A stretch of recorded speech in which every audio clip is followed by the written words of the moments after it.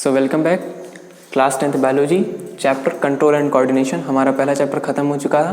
तो आज जो हम चैप्टर पढ़ने वाले हैं वो चैप्टर सेकंड है, कंट्रोल एंड कोऑर्डिनेशन। तो हमारे पास कुछ इतनी चीज़ें हैं, इन्हें देख लेते हैं। पहली चीज़ है हमारे पास इरिटेबिलिटी। तो ये जो इरिटेबिलिटी है ये भी एक लाइव प्रोसेस है, बस यही वो लाइव प्रोसेस थी जिसे हमने डिस्कस नहीं किया था। और रिप्रोडक्शन मतलब इरिटेबिलिटी, क्योंकि कंट्रोल एंड कोऑर्डिनेशन से रिलेशन है, ये इरिटेबिलिटी हमने पहले चैप्टर में देखा था, इंपॉर्टेंट लाइव प्रोसेस है। और एक रिप्रोडक्शन भी है, और रिप्रोडक्शन थर्ड चैप्टर में डिस्कस किया जाएगा। तो ये दो लाइव प्रोसेस हैं, इनको छोड़ के बाकी सारी लाइव प्रोसेस डिस्कस कर दी गई थी चैप्टर फर्स्ट में। तो जो इरिटेबिलिटी वाली लाइव प्रोसेस है कंट्रोल एंड कोऑर्डिनेशन पे चैप्टर में है, और ये पूरा खेल जो पूरी कहानी इरिटेबिलिटी की है इस पूरे चैप्टर में। तो इरिटेबिलिटी का मतलब वहाँ भी बताया था और यहाँ भी है, तो बता देते हैं। इरिटेबिलिटी का मतलब ये होता है जब हम स्टिमुलाई को रिस्पॉन्स करते हैं, उसे इरिटेबिलिटी कहते हैं। The ability to response stimulus या फिर stimuli is known as irritability. Suppose कोई गर्म चीज़ है, यहाँ पे हाथ में टच हुई, कोई चाय की प्याली है, रॉड है कोई गर्म हो गई, या फिर सरिया वगैरह धूप में जब पड़े रहते हैं तो वो गर्म हो जाते हैं, कोई लोहे की चीज़ गर्म हो जाती है, तो हाथ में टच हुई तो हम इमीडिएटली अपना हाथ हटाते हैं।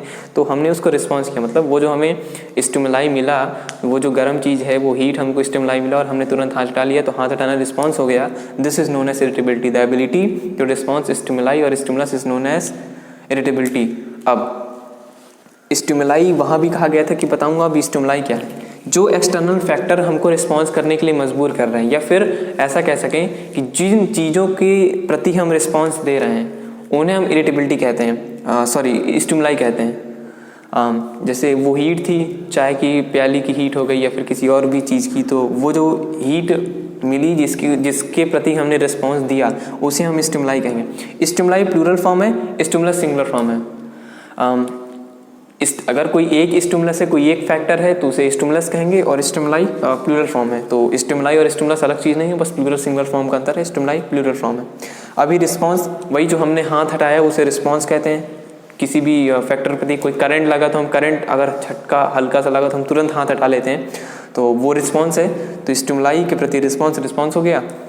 इरिटेबिलिटी के अंदर ही है ये दोनों टर्म्स, इरिटेबिलिटी की डेफिनेशन में यूज़ हुए। अभी सेंस ऑर्गन्स और रिसेप्टर, यहाँ पे सेंस ऑर्गन्स और रिसेप्टर हमारी स्किन में सब वो जो एक एग्जांपल के थ्रू समझ लेते हैं। जैसे अभी हीट वाला स्टिमुलाई का फैक्टर हमने लिया था, तो हाथ में हीट हमको मिली जिसकी वजह से हमने रिस्पॉन्स किया, तो जिस ऑर्गन ने उसे सेंस किया, अभी यहाँ पे हाथ ने ऑर्गन किया, तो हाथ यहाँ पे ऑर्गन या रिसेप्टर नहीं होगा। यहाँ पे जो रिसेप्टर मतलब एक्सेप्ट करने वाले होते हैं उस फैक्टर को, और रिस्पॉन्स करने वाले होते हैं अलग चीज़ होती हैं। वो ऑर्गन्स नहीं होते कि हाथ पैर मुंह नाक, वो तो करते ही हैं, लेकिन जो जिनकी थ्रू हम रिस्पॉन्स करते हैं वो अलग होते हैं। तो वो यहाँ पर रिसेप्टर और सेंस ऑर्गन, जैसे हमारी बॉडी में थर्मो रिसेप्टर्स प्रेजेंट होते हैं, हमारी बॉडी में थर्मो रिसेप्टर्स प्रेजेंट होते हैं। तो अभी हीट वाला जो है थर्मो रिसेप्टर्स ने ही काम किया, मतलब हीट आई तो थर्मो रिसेप्टर्स ने ही हमको रिस्पॉन्स करने पर मजबूर किया। तो वो organs those organs which make us to response for an stimuli और ड्यू टू अ स्टिमुलाई या फिर stimulus are known as sense organs और रिसेप्टर्स। हमारी आंखें सेंस कर रही हैं, लाइट सेंस कर रही हैं, हमारी हाथ, हमारी बॉडी गर्मी सर्दी, नाक ठंडी गर्मी हवा, या फिर स्मेल को जीभ है, टंग है, तो ये टेस्ट को सेंस कर रही है। तो ये सारे सेंस ऑर्गन्स और रिसेप्टर्स हैं। इनकी पूरी टेबल हम आगे देखेंगे। देन इसके बाद नर्वस एंड एंडोक्राइन सिस्टम और हार्मोन कंट्रोल। ये क्या चीज़ लिखी हुई है? ये जो नर्वस एंड इंडोक्राइन सिस्टम है, अब क्योंकि जो कंट्रोल एंड कोऑर्डिनेशन है, जो ये इरिटेबिलिटी है, ये तो दोनों में होगा ना, मतलब प्लांट्स में भी और एनिमल्स में भी होगा। इससे पहले एक और चीज़ है, कंट्रोल एंड कोऑर्डिनेशन का जो टर्म लिखा हुआ है, इनका मतलब क्या है? किसी भी एक्शन को करने के लिए हमारी बॉडी का कोई एक ऑर्गन या पार्ट जिम्मेदार नहीं होता, उसके लिए पूरी बॉडी जो है एक साथ चालू कर दिया ना वीडियो वाला। तो कंट्रोल एंड कोऑर्डिनेशन में कोई एक बॉडी पार्ट या फिर कोई एक चीज़ हमारी बॉडी की इन्वॉल्व नहीं होती, जबकि सारी चीज़ें इन्वॉल्व होती हैं। अभी मुझे जो मार्कर से बोर्ड पे लिखना है, तो इसके लिए मेरी आँखें, मेरा ब्रेन, मेरे हाथ की सारी मसल्स, सारी चीज़ें इन्वॉल्व होंगी। तो इसमें क्या है कि कंट्रोल मतलब ब्रेन कोई भी चीज़ है, ब्रेन पहले उसने कंट्रोल किया, फिर कोऑर्डिनेशन, एक सामंजस्य बैठा हुआ है मेरे हाथ में, मेरे दिमाग में, मेरी आँखों पे, सब पे एक सामंजस्य बैठा हुआ है, एक कोऑर्डिनेशन है, सब कोऑपरेट कर रहे हैं, तभी मैं जाके यहाँ पे लिख पा रहा हूँ। तो ये है कंट्रोल एंड कोऑर्डिनेशन का मीनिंग। तो जो ह्यूमंस में कंट्रोल एंड कोऑर्डिनेशन होता है वो नर्वस एंड इंडोक्राइन सिस्टम के थ्रू होता है। नर्वस नर्व्स, क्योंकि अभी वैसे हाथ उठा रहा हूँ, नीचे कर रहा हूँ, तो ये नर्व्स ही तो है मेरी, जो खींच रही हैं, बार बार उठा रही हैं, नीचे कर रही हैं, सिकुड़ रही हैं, ये नर्व्स ही तो हैं। तो नर्वस सिस्टम का बेसिकली मैसेज पहुंचाना होता है। सपोज मुझे करना है कि ब्लैक बोर्ड में लिखना है, तो मेरे ब्रेन से एक मैसेज उठेगा, उस हाथ में जाएगा, या फिर कोई गर्म चीज़ मेरे हाथ में टच हुई तो उस गर्म चीज़ को सेंस करके रिसेप्टर्स इन नर्वस सिस्टम के थ्रू ब्रेन तक पहुंचाएंगे, फिर ब्रेन से वापस वो हाथ में एक मैसेज भेजेगा, तब जाके हमारा हाथ हटेगा। तो इतनी बड़ी प्रोसेस जो है तुरंत हो जाती है, क्योंकि गर्म लगने के बाद हम वहाँ पे हाथ रखे नहीं रहते, तुरंत इमीडिएटली हमारा हाथ हट जाता है। तो नर्वस और इंडोक्राइन सिस्टम, कुछ हार्मोन्स भी हमारी बॉडी में काम करते हैं। तो ये जो नर्वस एंड इंडोक्राइन सिस्टम है, इंडोक्राइन सिस्टम के अंदर हार्मोन आते हैं, तो ये नर्वस एंड इंडोक्राइन सिस्टम जो है ये ह्यूमंस में होता है, कंट्रोल एंड कोऑर्डिनेशन के। मैं लिख देता हूँ। और जो हार्मोनल कंट्रोल होता है वो प्लांट्स में होता है। प्लांट्स में सिर्फ हार्मोन से ही सब कुछ होता है, क्योंकि प्लांट्स के कुछ बॉडी पार्ट्स नहीं होते हैं, इसलिए प्लांट्स में हार्मोनल कंट्रोल। तो अभी जो हमें देखना है वो है कोऑर्डिनेशन इन प्लांट्स। तो पहले हम कोऑर्डिनेशन इन प्लांट्स देख लेते हैं, फिर coordination, control and coordination in humans देख लेंगे। अभी हमको देखना है कि सेंस ऑर्गन्स भी हमें देखने हैं, जो सारे रिसेप्टर्स हैं, तो एक एक करके सबको देख लेते हैं। ये मिमोसा प्यूडिका, तो हमें जो है इसका एग्जाम्पल लेके चलते हैं। तो पहले हमको मिला स्टिमुलस। प्लांट्स में क्या स्टिमुलस होगा? कोई इन्वायरमेंट में चेंज हुआ, हमें भी वही स्टिमुलस मिलता है। गर्मी लगी, सर्दी लगी, या कोई गर्म चीज़ छू गई, करंट लग गया, कांटा चुभ गया, वही सारी चीज़ें। तो अब प्लांट्स के तो कांटा नहीं चुभेगा ना, वो अलग बात है, लेकिन इन्वायरमेंट में जो जितने भी स्टिमुलाइज हैं वही प्लांट्स में, वही एनिमल्स में। तो स्टिमुलस यहाँ पे क्या मिलेंगे? इन्वायरमेंट में चेंज हो गए, या फिर कोई एक्सटर्नल फैक्टर जो उसे अफेक्ट कर रहा है, वही रिसेप्टिव रीजन होंगे, प्लांट्स के खुद के रिसेप्टिव रीजन्स होंगे, प्लांट खुद रिस्पॉन्स करेगा। और रिसेप्टिव रीजन मतलब जो एक्सेप्ट करेगा रिसेप्टर्स के थ्रू, और रिस्पॉन्सिव रीजन मतलब अभी रिस्पॉन्सिव रीजन एक टर्म रह गया था। रिस्पॉन्सिव रीजन यहाँ पे ये है कि सपोज इस जगह पर जो रिसेप्टिव रीजन है, यहाँ पे इसने हीट एक्सेप्ट की, चाय की प्याली सपोज यहाँ से हीट एक्सेप्ट की, तो ये रिसेप्टिव रीजन हो गया। रिसेप्टर्स, यहाँ के रिसेप्टर्स ने उसे एक्सेप्ट किया ना स्टिमुलाई को, ये रिसेप्टिव रीजन हो गया। देन इसके बाद हाथ हटा, ये रिस्पॉन्स हो गया। तो ये जो रिस्पॉन्सिव रीजन है, तो रिस्पॉन्सिव रीजन भी तो यही होगा ना, यहीं पे तो रिस्पॉन्स हुआ, यही तो हटा। जी हाँ, जिस रीजन में रिस्पॉन्स होता है उसी को रिस्पॉन्सिव रीजन कहते हैं। तो रिस्पॉन्सिव रीजन या फिर रिसेप्टिव रीजन, ये रीजन वर्ड आने से कंफ्यूज नहीं होना है। रिसेप्टिव, रिसेप्टर्स जो मतलब जिस जगह के रिसेप्टर्स अफेक्ट हुए हैं उसे रिसेप्टिव रीजन, और जिस रीजन पे रिस्पॉन्स दिया गया उसे रिस्पॉन्सिव रीजन। यहीं पे तो रिस्पॉन्स दिया गया ना, अब यहाँ पर रिसेप्टर्स ने एक्सेप्ट किया स्टिमुलाई को, तो यहीं पर तो रिस्पॉन्स होगा। तो अभी हमें मिमोसा प्यूडिका का यानी टच मी नॉट का एग्जाम्पल लेके कोऑर्डिनेशन इन प्लांट समझना है मोटा मोटा। तो mimosa pudica touch me not में क्या होता है कि अगर उसे छू लिया जाए तो वो अपने आप को बेंड कर लेता है, शर्मा जाता है, जैसे हम लोग कहते हैं शर्मा जाता है, तो वैसे ही कुछ यहाँ पे अपने आप को मोड़ लेता है। तो यहाँ पे क्या है, उसे मिमोसा प्यूडिका को स्टिमुलस मिला, किसी ने टच किया, तो वहाँ पे सपोज टिप है इसकी, ये टिप है, यहाँ पे टच किया तो ये रिसेप्टिव रीजन हो गया। यहीं के रिसेप्टर्स ने एक्सेप्ट किया तो ये रिसेप्टिव रीजन हो गया। अब इसके बाद रिस्पॉन्स, ये रिस्पॉन्स क्या करेगा, यहाँ से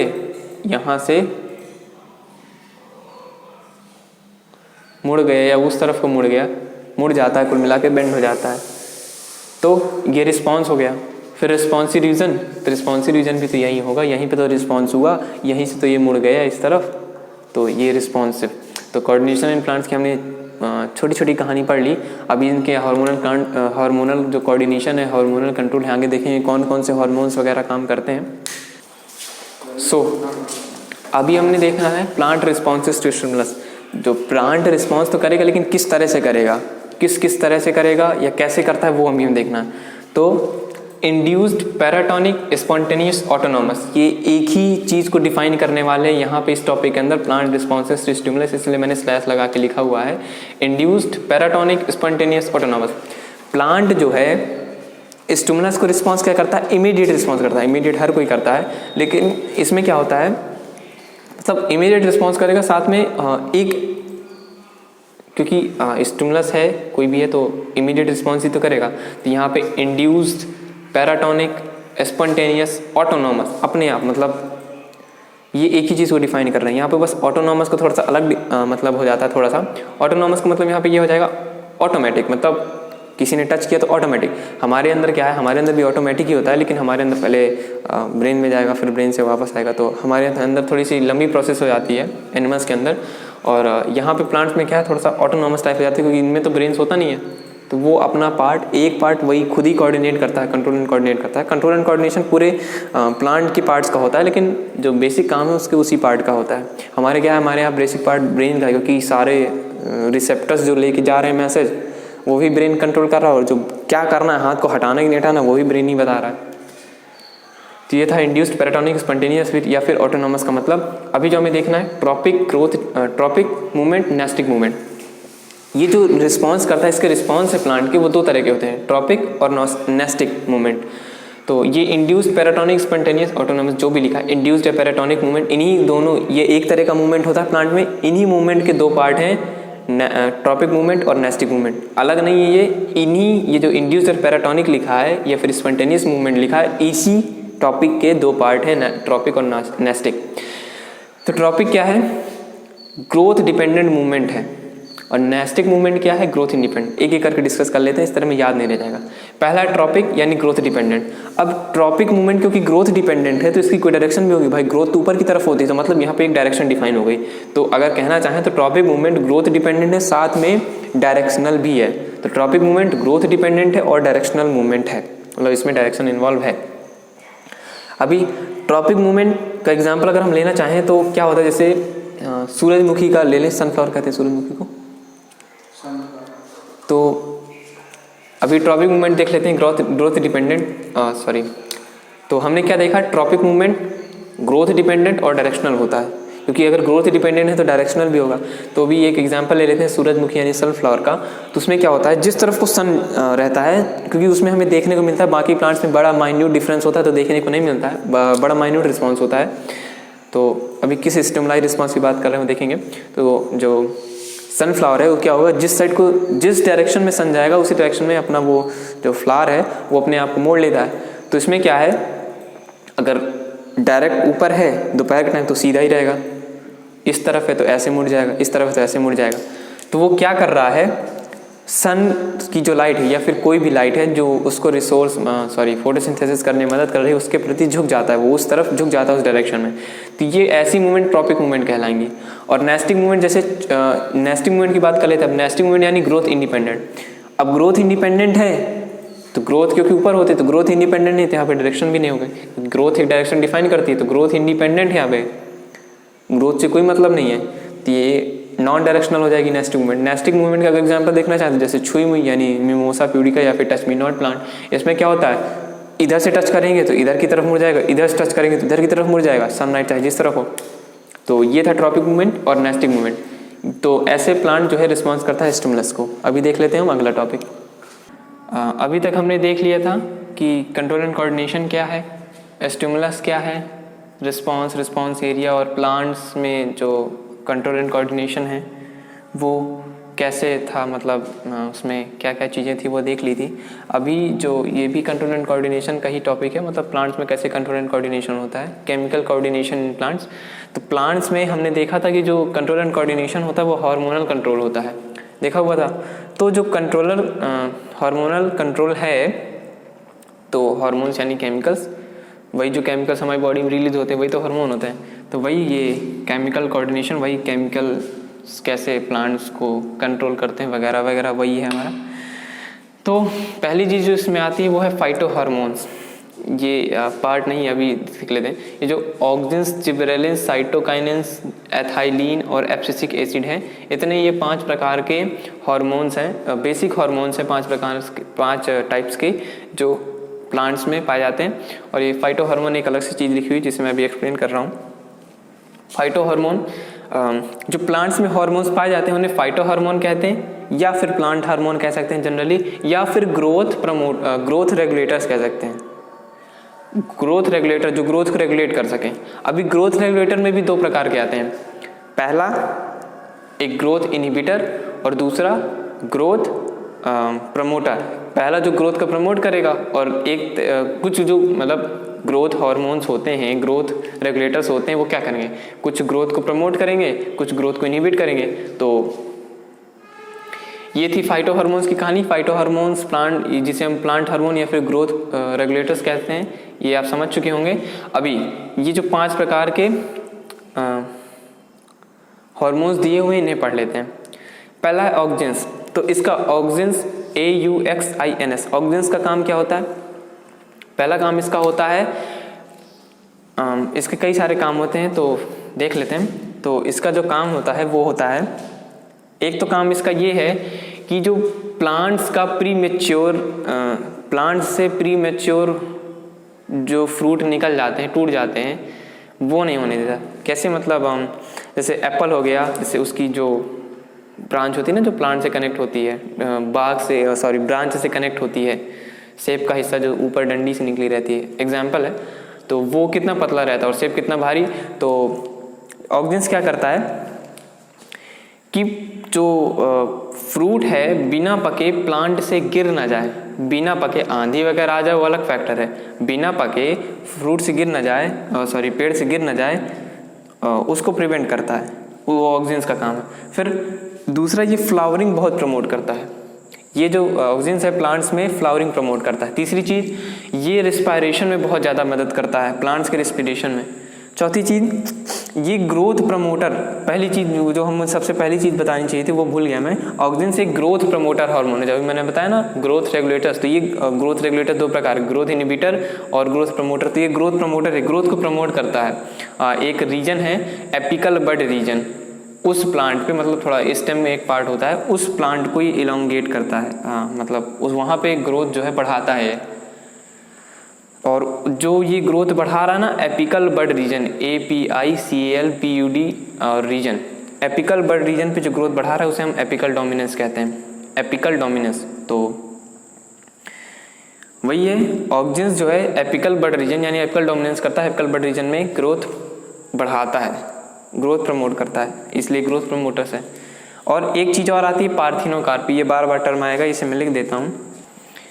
पार्थिनोकार्पी, ये क्या होता है ना कि जो फ्रूट्स होते हैं, देखो हमारे ट्रीज में वो 2 प्रकार से फॉर्म होते हैं। एक तो फर्टिलाइजेशन से, मतलब जनरली जो फ्रूट्स की डेफिनेशन अगर हम देखेंगे तो फ्रूट्स का फॉर्म होते हैं जब 2 प्लांट में मेल और फीमेल, अगले चैप्टर में हम डिस्कस करेंगे इसके बारे में डिटेल में, लेकिन अभी आप मोटा मोटा ये समझ लीजिए कि मेल प्लांट और फीमेल प्लांट की जब ये बीच में जब फ्यूजन होता है, मतलब उनके बीच में तो नहीं, लेकिन उनके जो ग्रेन्स होते हैं, सीड्स होते हैं, उनके जो पार्ट्स होते हैं वगैरह वगैरह, उनके बीच जैसे हमने पढ़ा था जूनियर क्लास में कि पॉलन ग्रेन्स ट्रांसफर वगैरह होते हैं, तो उनके बीच में जब रिप्रोडक्शन की प्रोसेस होती है, फर्टिलाइजेशन की प्रोसेस होती है, तो बनती है सीड, और सीड से ही, सीड के चारों तरफ ही फ्रूट बनता है। हमने देखा है जो फ्रूट होता है उसके अंदर सीड्स पाई जाती है, तो वो फ्रूट ही है, मतलब फ्रूट वहाँ से बनता है। लेकिन पार्थिनोकार्पी क्या होती है, फ्रूट का बनना विथ ओवरी, मतलब ओवरी से प्लांट का बनना, फ्रूट का बनना विदाउट फर्टिलाइजेशन। पार्थिनोकार्पी क्या है, फ्रूट का बनना without fertilisation due to ovary, through ovary. तो ये पार्थिनोकार्पी भी प्रमोट करता है ऑक्सिन्स, ठीक है, पार्थिनोकार्पी भी प्रमोट करता है ऑक्सिन्स। तो ये थी हमारी ऑक्सिन्स की कहानी। अब बारी है जिब्रेलिन्स की, GIBERELLINS, जिब्रेलिन्स क्या करता है? जिब्रेलिन्स ये करता है, इसके भी कई सारे काम है। तो पहला काम इसका है स्टेम इलोंगेशन करता है, तो ये स्टेम इलोंगेट कर रहा है, तो ये भी ग्रोथ प्रमोटर है, ये स्टेम इलोंगेशन करता है, हो गया।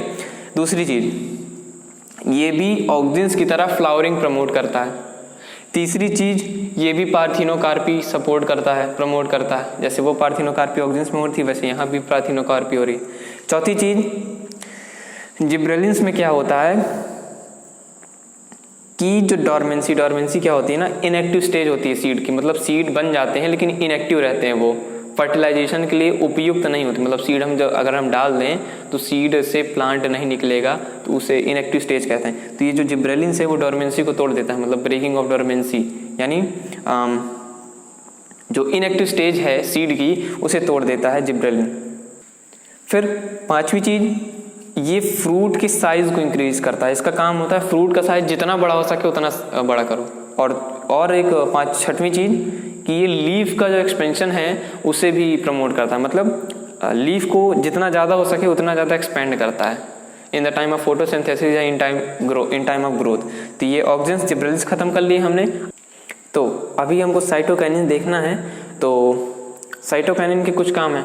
तो पहला, इसमें कुछ चीज़ें हैं इसकी प्रॉपर्टीज के, इसके काम के पहले। जैसे पहला एक टर्म है G18 करके, उसे देख लेते हैं। ZEATIN, ये क्या है? साइटोकाइनिन है, मतलब एक तरह का साइटोकाइनिन है। साइटोकाइनिन एक हार्मोन है, तो इसे एक तरह का साइटोकाइनिन हार्मोन है जो प्लांट्स में पाया जाता है। बेसिकली ये भुट्टे में पाया जाता है, भुट्टे के पेड़ में, मेज प्लांट में। तो ये साइटोकाइनिन की एक थोड़ा सा एक इम्पॉर्टेंट टर्म था, इसे हमने देख लिया। अभी हम इसके काम देख लेते हैं। तो साइटोकाइनिन का पहला काम सेल डिवीजन। उससे पहली चीज ये ग्रोथ इनहिबिटर है। ये दोनों ग्रोथ प्रमोटर थे और ये जो है ग्रोथ इनहिबिटर है, एक ग्रोथ को रोकता है। तो इसका पहला काम है सेल डिवीजन। ये ऑक्सिन्स और जिब्रेलिन्स की प्रेजेंट होना मस्ट है। तो ये ऑक्सिन्स और जिब्रेलिन्स की प्रेजेंस में साइटोकाइनिन जो सेल डिवीजन करता है, इवन कुछ नॉन मेरिस्टेमेटिक टिश्यू जहाँ पे नीड नहीं है, डेड सेल्स हैं, उनमें भी सेल डिवीजन कर देता है कई बार, इसलिए थोड़ा ग्रोथ को सप्रेस कर देता है। नहीं तो सेल डिवीजन में तो ग्रोथ बढ़नी चाहिए, तो वैसा ही है। लेकिन ऑक्सिन्स और जिब्रेलिन्स की प्रेजेंस मस्ट है। तो ऑक्सिन्स और जिब्रेलिन्स की प्रेजेंट में साइटोकाइनिन सेल डिवीजन प्रमोट करता है। फिर अभी जो इसमें एपिकल डोमिनेंस ऑक्सिन्स में हो रहा था वो यहाँ पे नहीं होता, वो सप्रेस कर देता है। मतलब ऑक्सिन्स में हो रहा था, प्रमोट हो रहा था, और साइटोकाइनिन में सप्रेस हो जाता है। फिर इसका साइटोकाइनिन का एक काम होता है प्रिवेंशन ऑफ सेनिसेंस। सेनिसेंस में लिख देता हूँ ये सेनिसेंस का मतलब क्या होता है? जैसे जैसे एज गिरती जाती है तो जो प्लांट के पार्ट है, जैसे हमारे यहाँ भी होते हैं, जो हमारी बूढ़ी दादी दादी होती हैं, दादाजी होते हैं, नाना जी, तो उनकी क्या होती है, मतलब वो बूढ़े होते हैं तो उनकी जो फंक्शनिंग है बॉडी पार्ट्स की वो कम हो जाती है। वैसे प्लांट्स में भी होता है, जैसे जैसे प्लांट्स बूढ़े होते जाते हैं तो उनकी जो फंक्शनिंग है वो कम होती जाती है, स्लो होती जाती है। तो ये सेनिसेंस ये है। तो साइटोकाइनिन क्या करता है? ये सेनिसेंस को रोकता है, मतलब सेनिसेंस ना होने पाए प्लांट्स में उसे रोकता है। ये साइटोकाइनिन सेनिसेंस होने से रोकता है। तो जो अगली प्रॉपर्टी है साइटोकाइनिन की वो ये है कि जैसे इसमें डोरमेंसी ब्रेक हो रही थी, वैसे साइटोकाइनिन में भी डोरमेंसी ब्रेक हो गई, ब्रेकिंग ऑफ डोरमेंसी यहाँ भी हो गई। ठीक, अब एक और प्रॉपर्टी है, ये रेजिस्टेंस को प्रमोट करता है। रेजिस्टेंस किस चीज़ से? डिसीज। प्लांट्स को भी तो डिसीज फाइटिंग चाहिए, डिसीज से फाइट करने की क्षमता होनी चाहिए। तो ये साइटोकाइनिन क्या करता है? जो डिसीजेस के प्रति रेजिस्टेंस यहाँ पे रखता है प्लांट्स के अंदर, मतलब बीमार वगैरह ना होने पाए प्लांट्स, लड़ता है। तो ये साइटोकाइनिन की कहानी होगी। अभी हमारे एथाइलिन क्या होता है? एथाइलिन देख लेते हैं, एथाइलिन की प्रॉपर्टीज़। तो हमको एथाइलिन देखनी है, तो एथाइलिन की प्रॉपर्टीज़ क्या है? एथाइलिन की प्रॉपर्टीज़ ये हैं, पहले इसकी प्रॉपर्टी, एक तो पहले एक ग्रोथ इनहिबिटर हार्मोन है, ये ग्रोथ इनहिबिटर हार्मोन है, और दूसरी चीज़ ये गैसेस हार्मोन है। ठीक, तो ये ग्रोथ इनहिबिटर हार्मोन है और गैसेस हार्मोन है। अब इसकी प्रॉपर्टीज़ के बारे में देख लेते हैं, 3-4 ही है, ज़्यादा नहीं है। पहली प्रॉपर्टी ये है कि जो फ्लावरिंग है इसको रोक देता है, सप्रेस कर देता है, फ्लावरिंग नहीं होने देता। दूसरी चीज़ है ग्रोथ को भी रोक देता है, ये जो है ग्रोथ को भी रोक देता है। और तीसरी चीज़, ये प्लांट्स के जो पार्ट है, जैसे फ्रूट हो गया और पत्तियां हो गई, उन्हें पकने में, जैसे फ्रूट को पकने में, पत्ती को पुरानी होने में, मतलब पत्ती जैसे पीली वगैरह नहीं हो जाती हरी से, तो उसे मतलब बूढ़ी कर देना, एक तरह से पत्ती को झाड़ देना, पका देना, प्लांट्स को फ्रूट को पका देना, वो इसका काम होता है। अच्छा, एक चीज़ है थाइलिनॉल, जो आजकल मार्केट में ज़बरदस्ती के बेमौसम के फल आते हैं। तो कुछ तो पहले क्या होता था ना कि जो है रखे जाते थे अलग अलग तरह के फ्रीजर्स में, प्रिजर्व करके रखे जाते थे, प्रिजर्वेटिव्स ऐड करके। लेकिन आज के टाइम पे जब मांग ज़्यादा है तो बेमौसम जो प्लांट से फ्रूट्स निकाले जाते हैं तो कच्चे होते हैं, तो हमें पके कैसे मिल जाते हैं? तो वो क्या करते हैं? एथाइलिन इंजेक्ट करते हैं, और कई तरह के केमिकल हैं, लेकिन बेसिकली एक एथाइलिन ही उसमें इंजेक्ट करते हैं। और साथ ही एथाइलिन इंजेक्ट करने वाली बात तो हो गई, और एक चीज़ और हमने देखा होगा कि अगर कई सारे फ्रूट्स रखे हुए हैं या सब्जियां रखी हुई हैं, उनमें से अगर एक जो है सब्जी या फल उनमें से खराब हो गया हो या ज़्यादा पक गया हो तो सबको पका देता है। वैसे एथाइलिन की कहानी में एथाइलिन की वजह से ही होता है। एथाइलिन क्योंकि एक गैसियस हार्मोन है, तो वो क्या करता है, अपना खुद पक रहा है तो उससे एथाइलिन हार्मोन एटमॉस्फेयर में रिलीज हो जाएगा, और जो बाकी सब उसके एटमॉस्फेयर में कौन है, उसके चारों तरफ कौन है, वही फ्रूट्स और वही सब्जियाँ पड़ी हुई हैं, तो उन्हें जो है गला देगा, उन्हें पका देगा। इसीलिए जो पकी एक्स्ट्रा गली सब्जी होती है उन्हें हटा दी जाती है, ज़्यादा पकी एक्स्ट्रा गली सब्जी होती है वो हटा दी जाती है अच्छी सब्जियों से। तो ये एथाइलिन की कहानी थी। अभी हमें देखना है एब्सिसिक एसिड। तो अब एब्सिसिक एसिड क्या करता है, एब्सिसिक एसिड ग्रोथ इनहिबिटर है। तो हमने एक बार रिवाइज कर लेते हैं। ऑक्सिन्स और जिबरेलिन्स हमारे ग्रोथ प्रमोटर थे, और एथाइलिन, एब्सिसिक एसिड और साइटोकाइनिन हमारे ग्रोथ इनहिबिटर थे। तो हमने ग्रोथ इनहिबिटर और ग्रोथ प्रमोटर्स की जो कहानी है वो यहाँ देखी थी फाइटो हार्मोन्स में। तो अभी हमें एब्सिसिक एसिड की प्रॉपर्टी देखनी। पहला ये है क्योंकि ये ग्रोथ इनहिबिटर है तो ग्रोथ को रोक देता है, सप्रेस कर देता है। दूसरी चीज़ ये एक और इसका नाम है, उसको स्ट्रेस हार्मोन के नाम से भी जाना जाता है। स्ट्रेस हार्मोन, स्ट्रेस हार्मोन्स के नाम से भी जाना जाता है एब्सिसिक एसिड। तो अभी इसकी दूसरी प्रॉपर्टी क्या है, ये विल्टिंग को सपोर्ट करता है।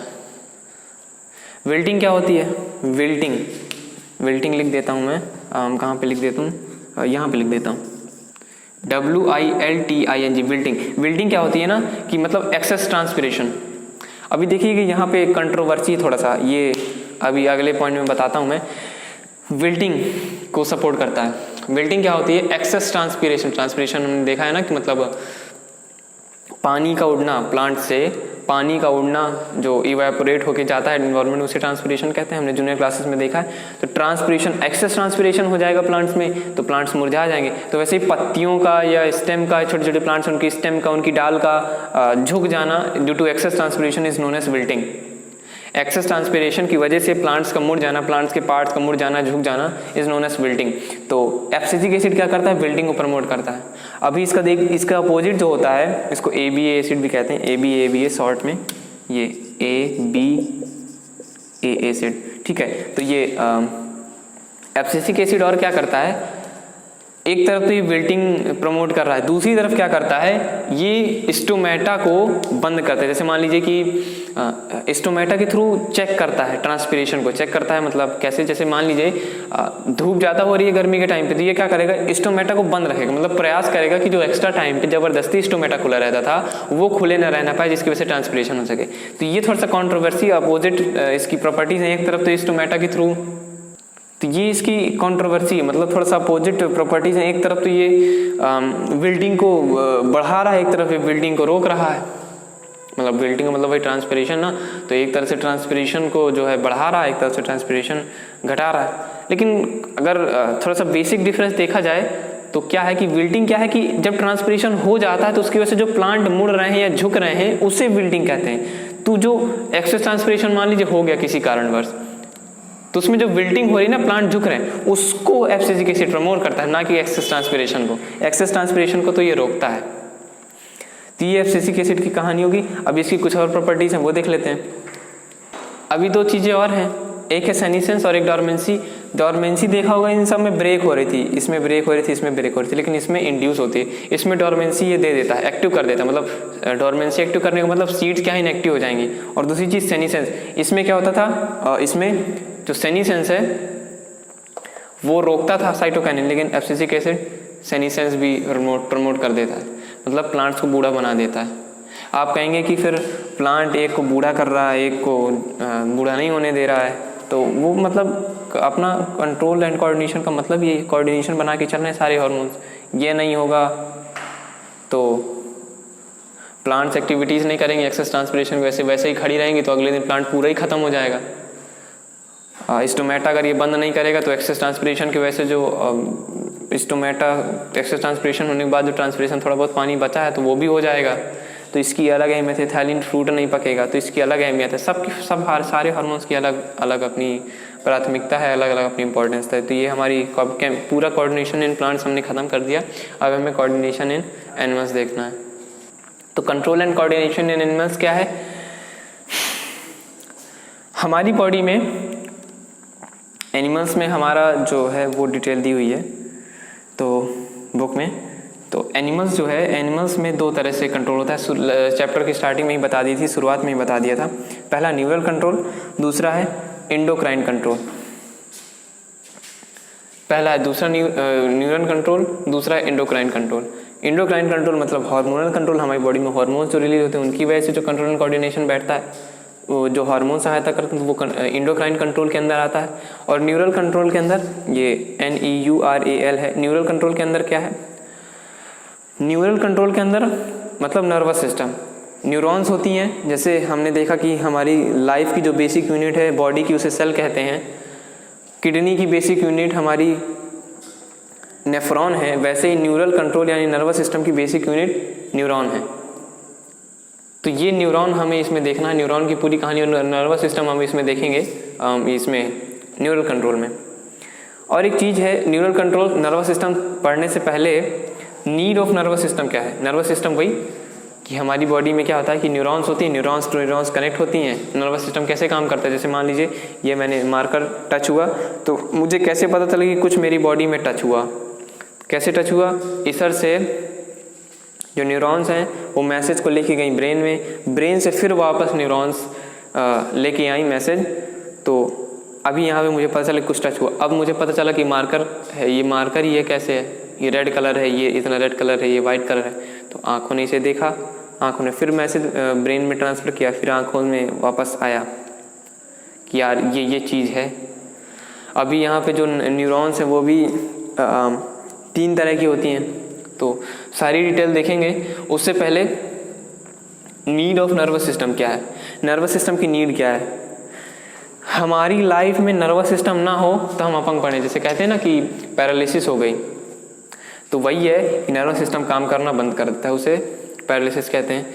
तो नर्वस सिस्टम क्या, हमारी जो लाइफ में इनवॉलंटरी एक्टिविटीज़ है, इनवॉलंटरी एक्टिविटीज़ जैसे अब मैंने यहाँ पे गर्म चाय का प्याला छू गया, मैंने हटा लिया, तो ये इनवॉलंटरी एक्टिविटीज़ नहीं, एग्जांपल दे रहा हूँ। अभी गर्म चाय का प्याला छू गया, इसे हटा लिया, तो रिस्पॉन्स करने में स्टिमुलाई को। अभी इनवॉलंटरी एक्टिविटीज़ की बात की थी मैंने, तो वो क्या है? जैसे मान लीजिए इनवॉलंटरी एक्टिविटीज़ जिन्हें हमें याद करने की ज़रूरत नहीं होती। जैसे मान लीजिए हमने साइकिल चलाना सीखा तो सीख लिया ना, हमें साइकिल चलाना याद तो नहीं किया ना। हमने पढ़ना सीख लिया ना, याद तो नहीं किया। हमने टाइपिंग सीख ली ना, याद तो नहीं किया ना। चलना सीख लिया ना, याद तो नहीं किया ना, सीखा है ना। तो इनवॉलंटरी एक्टिविटीज़ जिन्हें हमें याद नहीं करना पड़ता, सिर्फ मतलब वो आ जाती हैं हमें टाइम के बदलते जो है टाइम के हिसाब से आ जाती हैं, तो उन्हें इनवॉलंटरी एक्टिविटीज़ कहते हैं। तो उनके लिए भी हमारे पास कंट्रोल एंड कोऑर्डिनेशन होना जरूरी है, यानी नर्वस सिस्टम का होना जरूरी है। हमारी बॉडी में जो मसल्स हैं उनको कंट्रोल करने, भाई अब मैं ऐसे हाथ हिला रहा हूँ, ऊपर नीचे कर रहा हूँ, चल रहा हूँ इधर उधर, तो इसकी वजह से कुछ मसल्स खींच रही हैं, दब रही हैं, कॉन्ट्रैक्ट हो रही हैं, रिलीज हो रही हैं। तो इसमें भी हमारा इसका काम है नर्वस सिस्टम का। तो होप आप नर्वस सिस्टम की जो नीड है आप समझ चुके होंगे। अभी हमें देख लेना नर्वस सिस्टम क्या है पूरा। अभी हम यहाँ से जो पूरी कहानी है नर्वस सिस्टम की, इसके बाद हम एंडोक्राइन कंट्रोल भी देखेंगे। पहले हम न्यूरल कंट्रोल देखेंगे, तो न्यूरल कंट्रोल में नर्वस सिस्टम के बारे में पूरा पढ़ेंगे, ब्रेन के बारे में पूरा पढ़ेंगे। तो देख लेते हैं क्या है। हमें उससे पहले जो अब क्योंकि हमने कहानी शुरू कर दी है नर्वस सिस्टम की, तो हमें देखना है पहली चीज़ मैकेनिज्म ऑफ नर्वस कोऑर्डिनेशन। तो नर्वस कोऑर्डिनेशन आखिर काम कैसे करता है? भाई हम न्यूरॉन पढ़ लेंगे, ब्रेन पढ़ लेंगे, लेकिन उससे पहले हमें उसका एक वे पढ़ना पड़ेगा ना कि कैसे काम करता है नर्वस सिस्टम हमारी बॉडी में। तो उससे भी पहले कैसे काम करता है हमें कुछ चीज़ें पढ़नी पड़ेंगी, याद रखनी पड़ेंगी। तो पहला कि ये देखो, ये कुछ काइंड्स ऑफ न्यूरॉन्स है, मतलब ये पार्ट्स नहीं है न्यूरॉन के, ना ही टाइप्स है, ये काइंड्स हैं। टाइप्स तो ये लिखे हुए, ये काइंड्स ऑफ न्यूरॉन्स हैं। एक होती है सेंसरी न्यूरॉन, एक होती है इंटर न्यूरॉन, एक होती है मोटर न्यूरॉन। तो सेंसरी न्यूरॉन क्या करती है, जो मैंने बताया ना, एक बार मैसेज ब्रेन में लग गई फिर ब्रेन से वापस, तो ये तो सेंसरी न्यूरॉन क्या करते हैं? सेंसरी न्यूरॉन सेंस ऑर्गन से रिसेप्टर रीजन से मैसेज को ले गई ब्रेन तक, ये हो गई सेंसरी न्यूरॉन। इंटर न्यूरॉन क्या हो गई? ये जो है इंटर न्यूरॉन क्या करती है? ये जो है दोनों होती है, सेंसरी का काम और मोटर का काम, दोनों का काम करती है सेंसरी इंटर न्यूरॉन। तो ब्रेन में जब चली गई यहाँ पर, तो ब्रेन में जाने के बाद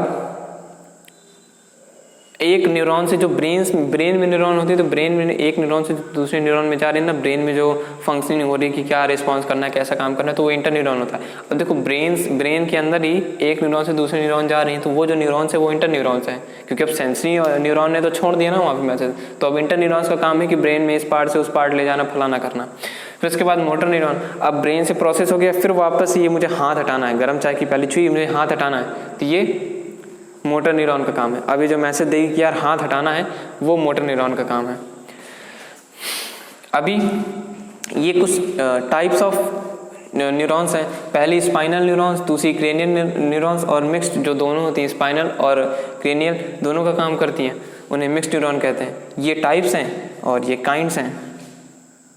तो ये हमने पढ़ लिया। अभी इसके बाद हमें मैकेनिज्म पढ़ना है। तो अगर हम मोटा मोटा मैकेनिज्म देखें तो हमारी बॉडी को पहले स्टिमुलस मिला, गर्म चाय की प्याली छुई, फिर उसके बाद रिसेप्टर ऑर्गन ने उसे एक्सेप्ट किया। अभी देखेंगे हम जो रिसेप्टर ऑर्गन्स हैं उनके बारे में पढ़ेंगे। कई सारे जो हमारी बॉडी में रिसेप्टर्स होते हैं उनका चार्ट हम देखेंगे आगे। तो रिसेप्टर ऑर्गन्स, इस ऑर्गन ने टच किया। अब यहाँ पे सेंसरी नर्व काम कर रही है, ये सेंसरी नर्व काम कर रही है। फिर इसके बाद ये ब्रेन में चला गया, इंटर न्यूरॉन काम कर रही है ब्रेन के अंदर। फिर इसके बाद वापस आया यहाँ पर, हाथ हटाया मैंने, तो ये रिस्पॉन्स रीजन मोटर न्यूरॉन काम कर रहे हैं। तो ये मोटा मोटा मैकेनिज्म मैंने ये बार बार बताया हुआ है, तो ये यही है। और एक चीज़ और, जो ये न्यूरॉन्स होते हैं ना, ये मैसेज कैसे ले जाते हैं? अब कोई चीज़ तो नहीं है, गाड़ी तो नहीं है ना कि ले जाएगी, और ना ही ब्लड ले जाती है। आप सोच रहे होंगे ब्लड, तो ब्लड नहीं ले जाती ब्रेन में। ये जो मैसेज है ब्लड नहीं ले जाता। ये क्या करता है, जो रिसेप्टर ऑर्गन है, सेंसरी नर्व है, ये नर्वस सिस्टम का काम है, एक खासियत है कि जो है ये जो मैसेजेस हैं मैंने टच किया, इसको इलेक्ट्रिक नर्व इम्पल्स में कन्वर्ट कर देता है। और इलेक्ट्रिक इम्पल्स ही ट्रैवल करता है आर पार, मतलब आ रहा है जा रहा है, ये इलेक्ट्रिक इम्पल्स ही काम करता है। तो हमारी बॉडी में जो मैसेजेस ट्रैवल होते हैं, एक्शंस ट्रैवल होते हैं, वो इलेक्ट्रिक नर्व इम्पल्स यानी इलेक्ट्रिक इम्पल्स के थ्रू होते हैं। तो अगर हम मैकेनिज्म और डिटेल से जानना चाहें तो कुछ ऐसे होगा। तो क्या होगा कि स्टिमुलस रिसीव किया रिसेप्टर रीजन ने सेंसरी नर्व के थ्रू। फिर क्या हुआ कि जो सेंसरी नर्व है उसने, मतलब जो पहला रिसेप्टर रीजन है, सेंसरी नर्व है, उसने क्या किया, मैसेज को इलेक्ट्रिक नर्व इम्पल्स में कन्वर्ट कर दिया। तो इसे हम ट्रांसडक्शन कहते हैं। जो इलेक्ट्रिक नर्व इम्पल्स में कन्वर्ट हो गया उसे ट्रांसडक्शन कहते हैं, याद रखिएगा। ट्रांसडक्शन हो गया, फिर इसके बाद क्या होगा, ट्रांसमिशन होगा। क्या होगा, सेंसरी न्यूरॉन इंटर न्यूरॉन को अपना मैसेज ट्रांसफर कर देगी स्पाइनल कॉर्ड में या ब्रेन में, ठीक है। अब इसके बाद प्रोसेसिंग होगी ब्रेन या स्पाइनल कॉर्ड में, प्रोसेसिंग हो गई। फिर अभी स्पाइनल कॉर्ड और ब्रेन क्या है वो देख लेंगे आगे। हाँ, इसमें अभी घबराना नहीं कि स्पाइनल कॉर्ड क्या बोल रहा हूँ, बस याद रखते जाइएगा। स्पाइनल कॉर्ड अभी हम देखेंगे, ब्रेन, जब ब्रेन पढ़ेंगे तो स्पाइनल कॉर्ड भी पढ़ेंगे। तो अभी हम कहाँ पे थे, ये था कि ब्रेन में प्रोसेसिंग हो गई, फिर वापस से रिस्पॉन्स कर दिया रिसेप्टर्स के थ्रू, मोटर नर्व्स के थ्रू। तो हमने मैकेनिज्म देख ली नर्वस कोऑर्डिनेशन की। अब हमें देखना है बार बार जो नर्वस कोऑर्डिनेशन की जो मेन यूनिट है, न्यूरॉन पढ़ रहे हैं हम, ये सेंसरी नर्व, कभी इंटर न्यूरॉन या फिर इंटर नर्व, फिर मोटर नर्व या मोटर न्यूरॉन या सेंसरी नर्व या सेंसरी न्यूरॉन। वह neuron basic fundamental unit of nervous system. जैसे सेल थी हमारी बॉडी की फंडामेंटल यूनिट, नेफ्रॉन थी किडनी की फंडामेंटल यूनिट, वैसे न्यूरॉन है basic fundamental unit of nervous system. Neuron को हम नर्व सेल भी कहते हैं जनरली। तो ये न्यूरॉन का या फिर नर्व सेल का फिगर है, देख लेते हैं। ये जो बॉडी है इतनी, इसे हम साइटोन या सेल बॉडी कहते हैं। साइटोन नाम लिखा हुआ है, इसको हम सेल बॉडी भी कहते हैं। देन इसके बाद इसके अंदर न्यूक्लियस है ये, क्योंकि जो नर्व सेल का ये मेन पार्ट है, मेन सेल, क्योंकि हर सेल का अपना एक न्यूक्लियस होता है, तो वैसे ही इस सेल का न्यूक्लियस ये है। देन इसके अंदर जितना भी प्लाज्मा है वगैरह वगैरह उसे न्यूरोप्लाज्म कहते हैं। और ये जो आपको हैशटैग लाइक स्ट्रक्चर दिख रहा है, इसे हम नेसल ग्रेन्यूल्स कहते हैं। और इस तरह के तमाम नेसल फाइब्रल्स तक करके तमाम न्यूट्रिशन प्रोवाइड करते हैं, फाइबर वगैरह एक्स्ट्रा सोर्सेज पड़े रहते हैं इसमें। देन इसके बाद ये जो पाइप लाइक स्ट्रक्चर है इसे हम एक्सॉन कहते हैं। और एक्सॉन के ऊपर कवरिंग होती है थोड़े थोड़े गैप में, जिसे हम मेडुलरी शीथ कहते हैं। जो गैपिंग ये जो कवरिंग दिख रही है इसे हम मेडुलरी शीथ कहते हैं। और इनकी दो मेडुलरी शीथ के बीच में गैप होता है, ऊपर की तरफ भी नीचे की तरफ भी, जिसे हम नोड ऑफ रेनवियर कहते हैं। नोड ऑफ रेनवियर हो गया। देन इसके बाद हर मेडुलरी शीथ का अपना एक न्यूक्लियस होता है, ये हर एक मेडुलरी शीथ का अपना एक न्यूक्लियस होता है। देन इसके बाद जो इसकी एंडिंग होती है इसे हम टर्मिनल आर्बोराइजेशन कहते हैं। फिर इसके बाद जहाँ पे नर्व हमारी एंड करती है उसे नर्व एंडिंग, और जो नर्व एंडिंग है या बॉल लाइक स्ट्रक्चर दिख रहे हैं उन्हें हम सिनेप्टिक नॉब्स कहते हैं। अब क्योंकि हमारी पूरी बॉडी में एक ही एक्सॉन तो होगी नहीं, कई सारे एक्सॉन होंगी, तो एक एक्सॉन कह रहा हूँ न्यूरॉन सेल यानी नर्व सेल, कई सारी न्यूरॉन या फिर नर्व सेल होंगी, तो एक न्यूरॉन दूसरी न्यूरॉन से कैसे कनेक्ट होती है। जैसे ये इसकी एंडिंग हो गई एक न्यूरॉन या नर्व सेल की, तो यहाँ पे ये जो साइटोन या सेल बॉडी है यहाँ से स्टार्ट हो जाएगी, लेकिन पूरी तरह से जुड़ी नहीं होती कि अगर क्या हो कि ऐसे ऐसे जुड़ी हो, ये इसकी डेंड्राइट्स हो गई, इससे डायरेक्ट जुड़ी हो, ऐसे जुड़ी नहीं होती। इनके बीच में एक न्यूरॉन और दूसरी न्यूरॉन के बीच में गैप होता है, वो एक दूसरे में मैसेज ट्रांसफर करते हैं न्यूरोट्रांसमीटर केमिकल के थ्रू। जो सिनेप्टिक नॉब्स इनका काम यही है कि न्यूरोट्रांसमीटर नाम का जो केमिकल या हार्मोन है उसे रिलीज़ करें, और इसके रिलीज़ होने के टाइम बाद में क्या होगा कि जो इलेक्ट्रिक नर्व इम्पल्स होता है इसी में होता है। तो जो इलेक्ट्रिक नर्व इम्पल्स हमने देखा है ना कि मतलब मैसेजेस को या फिर जो स्टिमुलेशन है इसको इलेक्ट्रिक नर्व इम्पल्स में कन्वर्ट कर देती है हमारा जो नर्वस सिस्टम या फिर न्यूरॉन है। तो ये न्यूरोट्रांसमीटर रिलीज़ हुआ, देन इसको दूसरी उसमें ट्रांसफ़र कर दिया गया। एक और चीज़ हमने ये डेंड्रॉन और डेंड्राइट्स नहीं देखा, ये जो मेन ब्रांच है इसे डेंड्रॉन कहते हैं और इसकी जो सब ब्रांचेस हैं सेकेंडरी ब्रांचेस उन्हें डेंड्राइट्स कहते हैं। तो इन्हीं डेंड्राइट्स के थ्रू जो एक न्यूरॉन या फिर नर्व सेल दूसरी नर्व सेल या न्यूरॉन से कनेक्ट रहती है। अब देख लेते हैं थोड़ा सा इसके बारे में। ये जो साइटोन है ये मेन पार्ट होता है, पहले ही बता चुका हूँ। ये जो न्यूरॉन है साइटोन या सेल बॉडी है ये न्यूरॉन का मेन पार्ट होता है। डेंड्राइट्स मैसेजेस को यानी इलेक्ट्रिक नर्व इम्पल्स को जो है एब्जॉर्व करती हैं, फिर उसके बाद उसको यहीं भेजती हैं, क्योंकि प्रोसेसिंग सेंटर यहीं पे न्यूक्लियस, यहीं पे न्यूरोप्लाज्म मेन सेंटर है ये, तो यहीं पे मैसेजेस को ट्रांसफ़र किया। इसके बाद ये मैसेज ट्रैवल किया देन इसके बाद नर्व एंडिंग से होते हुए सिनेप्टिक नॉब्स में न्यूरोट्रांसमीटर केमिकल के थ्रू या हार्मोन के थ्रू रिलीज़ कर दिया गया और दूसरी जो नर्व सेल या फिर न्यूरॉन है उसने एब्जॉर्व कर लिया। तो ये न्यूरॉन की कहानी थी, आगे देख लेते हैं। जो अभी हमें देखना है, हमने न्यूरॉन देख लिया, अब जो हमें देखना है वो है टाइप्स ऑफ न्यूरॉन और ये काइंड्स ऑफ न्यूरॉन है। मतलब हमारे जो टाइप्स ऑफ न्यूरॉन्स हैं वो क्या होती हैं कि 3 तरह की होती हैं, सेंसरी या फिर एफरेंट न्यूरॉन, मोटर या फिर इफेरेंट या और तीसरी इंटर न्यूरॉन। अच्छा, ये मैं पहले ही बता चुका हूँ, तो शुरुआत में एक बार और डिस्कस कर लेते हैं। सेंसरी न्यूरॉन को हम एफरेंट न्यूरॉन भी कहते हैं, पहले सेंसरी न्यूरॉन देख लेते हैं। तो सेंसरी न्यूरॉन को एफरेंट न्यूरॉन भी कहते हैं। इसका काम क्या होता है? रिसेप्टर ऑर्गन से, ये रिसेप्टर ऑर्गन है, रिसेप्टर ऑर्गन से मैसेजेस को ब्रेन या स्पाइनल कॉर्ड, अभी स्पाइनल कॉर्ड आप लोग जानते हैं, ब्रेन तो जानते हैं, स्पाइनल कॉर्ड ये ब्रेन के नीचे जहाँ से ब्रेन खत्म होता है वहाँ से ये हिस्सा स्पाइनल कॉर्ड यहाँ पे प्रेजेंट रहता है। तो अब क्योंकि कुछ चीज़ें होती हैं जो स्पाइनल कॉर्ड भी कंट्रोल करता है, वो सारी चीज़ें ब्रेन कंट्रोल नहीं करता है। तो जो सेंसरी एफरेंट न्यूरॉन इसका काम क्या होता है? रिसेप्टर ऑर्गन से मैसेज को या फिर स्टिमुलस को जो इलेक्ट्रिक नर्व इम्पल्स में कन्वर्ट हुआ है उसे ब्रेन या स्पाइनल कॉर्ड में ले जाना। देन इसके बाद मोटर न्यूरॉन क्या करेगी ब्रेन या स्पाइनल कॉर्ड से जहाँ पे इफेक्टर ऑर्गन है भाई, क्योंकि अब यहाँ पे इफेक्ट दिखेगा, पहले जब रिसीव किया तो रिसेप्टर ऑर्गन, जब अब इफेक्ट दिखेगा यहाँ पे तो इफेक्टर ऑर्गन। तो भाई एफरेंट का मतलब एक्सेप्ट करना, इफरेंट का मतलब रिलीज करना। तो अभी क्योंकि अब ये ऑर्गन है इसको हम क्या कह रहे हैं? रिसेप्टर भी कह रहे हैं, इफेक्टर भी कह रहे हैं। तो जब रिसीव किया तो रिसेप्टर हो गया, और जब रिलीज़ किया क्या कहते हैं एक्शन करने पे इसको मजबूर किया, कराया इसके द्वारा, तो ये हो गया रिसेप्टर हो गया, इफेक्टर हो गया। तो तब मतलब इफेक्टर ऑर्गन हो गया। तो यही मोटर है जो ब्रेन या स्पाइनल कॉर्ड से इफेक्टर ऑर्गन तक मैसेज ले जाती है कि मैसेज हाथ हटाना है, जैसे गर्म चाय की प्याली छुआई तो टच कराई तो फिर उसे हटाना है या फिर क्या कराना है। तो इसके बाद इंटरन्यूरॉन का काम क्या होता है? ब्रेन और स्पाइनल कॉर्ड के अंदर रिप्रेजेंट होती है। जो जितनी ब्रेन और स्पाइनल कॉर्ड में नर्व्स प्रेजेंट होती हैं वो इंटरन्यूरॉन ही होती हैं। अच्छा, इंटरन्यूरॉन का काम क्या होता है? सेंसरी न्यूरॉन लेके गई मैसेज, तो सेंसरी न्यूरॉन से मैसेज लेके मोटर न्यूरॉन तक दे देना। भाई सेंसरी न्यूरॉन ब्रेन और स्पाइनल कॉर्ड में लेके गई, ब्रेन और स्पाइनल कॉर्ड में प्रोसेस हुआ, इसके बाद उसको इंटरन्यूरॉन का काम क्या होता है? इसको इन दोनों को बेसिकली जोड़ना होता है। तो जो सेंसरी न्यूरॉन जो मैसेज लेके आई उसे प्रोसेस किया, उसे प्रोसेस करने के बाद इंटरन्यूरॉन के पास पहुंचा, इंटरन्यूरॉन ने मोटर न्यूरॉन को उसे मैसेज को नर्व इम्पल्स को ट्रांसफर कर दिया।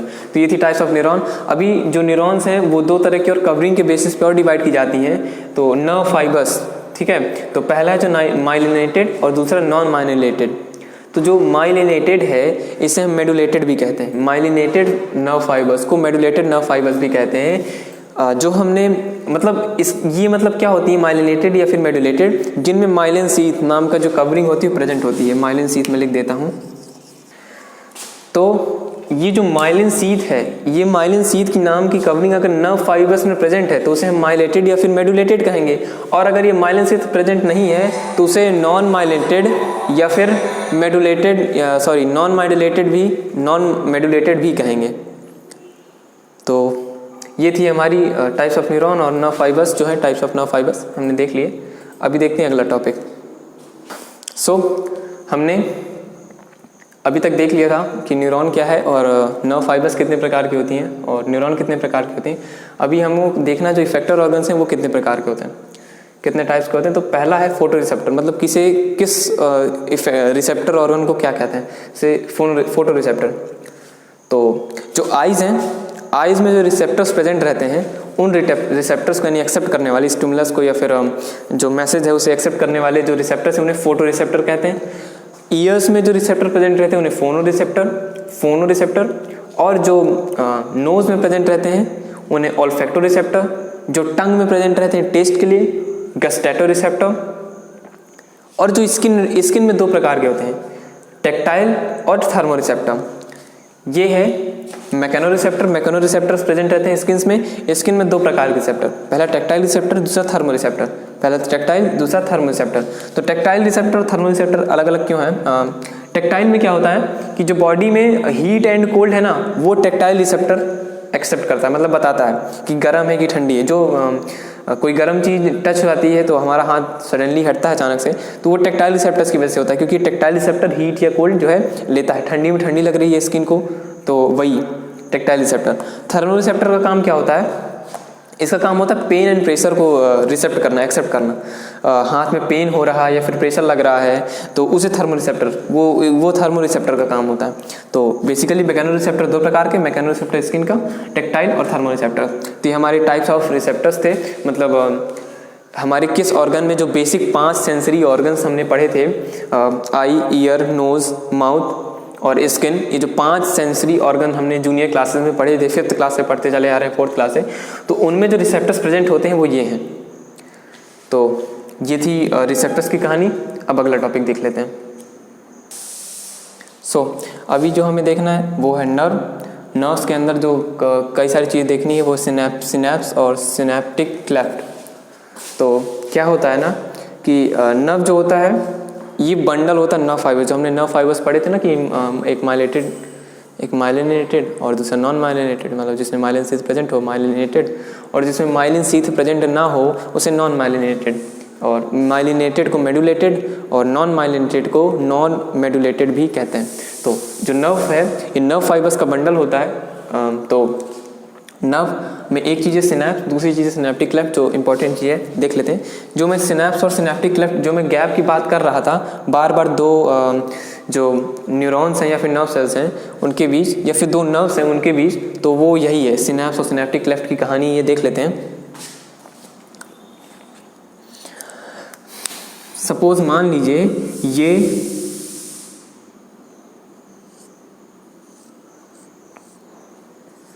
ये डेंड्रोइड, ये एक एक्सॉन है, एक डेंड्राइट, एक न्यूरॉन या नर्व सेल ये है, और इसके ये सिनैप्टिक नर्व्स है। ठीक, फिर दूसरी जो है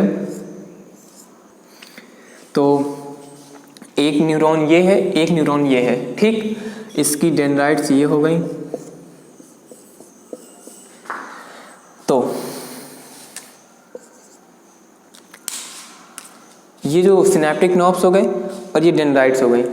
तो अब ये जो गैप दिख रहा है ना आपको, ये पूरा, अब क्योंकि न्यूरोट्रांसमीटर रिलीज हुआ, ये सिनैप्टिक नर्व से ये न्यूरोट्रांसमीटर रिलीज कर रहे हैं, ये न्यूरोट्रांसमीटर रिलीज हो गया और इन्होंने डेंड्राइट्स ने जो है दूसरी न्यूरॉन या नर्व सेल की एक्सेप्ट कर लिया। तो ये जो आपको ये पूरा गैप दिख रहा है, मतलब जिसमें ये पूरा ये जो गैप दिख रहा है इसे हम सिनैप्स कहते हैं। मतलब इसे जो ये डेस्टिनेशन है जहाँ पे जो ये गैप दिख रहा है टोटल, इसे सिनैप्स कहते हैं। और ये जो गैप बीच में मान लीजिए इतना है, ये जो सेपरेट कर रहा है ना, मतलब जो ये गैप है जो एक न्यूरॉन को दूसरे न्यूरॉन से सेपरेट कर रहा है, उसे हम सिनैप्टिक क्लेफ्ट कहते हैं। आप सोच रहे होंगे सिनैप्स और सिनेप्टिक क्लेफ्ट एक ही, इसमें डिफरेंस क्या है? तो सिनैप्स इस पूरी डेस्टिनेशन को कहते हैं। अगर कोई सिनैप्स पूछे तो जहाँ पे एक नर्व खत्म हो दूसरी नर्व चालू, उसे सिनैप्स कहते हैं। जो पूरी डेस्टिनेशन है जहाँ पे एक नर्व खत्म हो रही है दूसरी नर्व चालू हो रही है, एक नर्व के सिनेप्टिक नर्व खत्म हो रहे हैं दूसरी तरफ के दूसरी न्यूरॉन के डेंड्राइट्स चालू होने से सिनैप्स कहते हैं।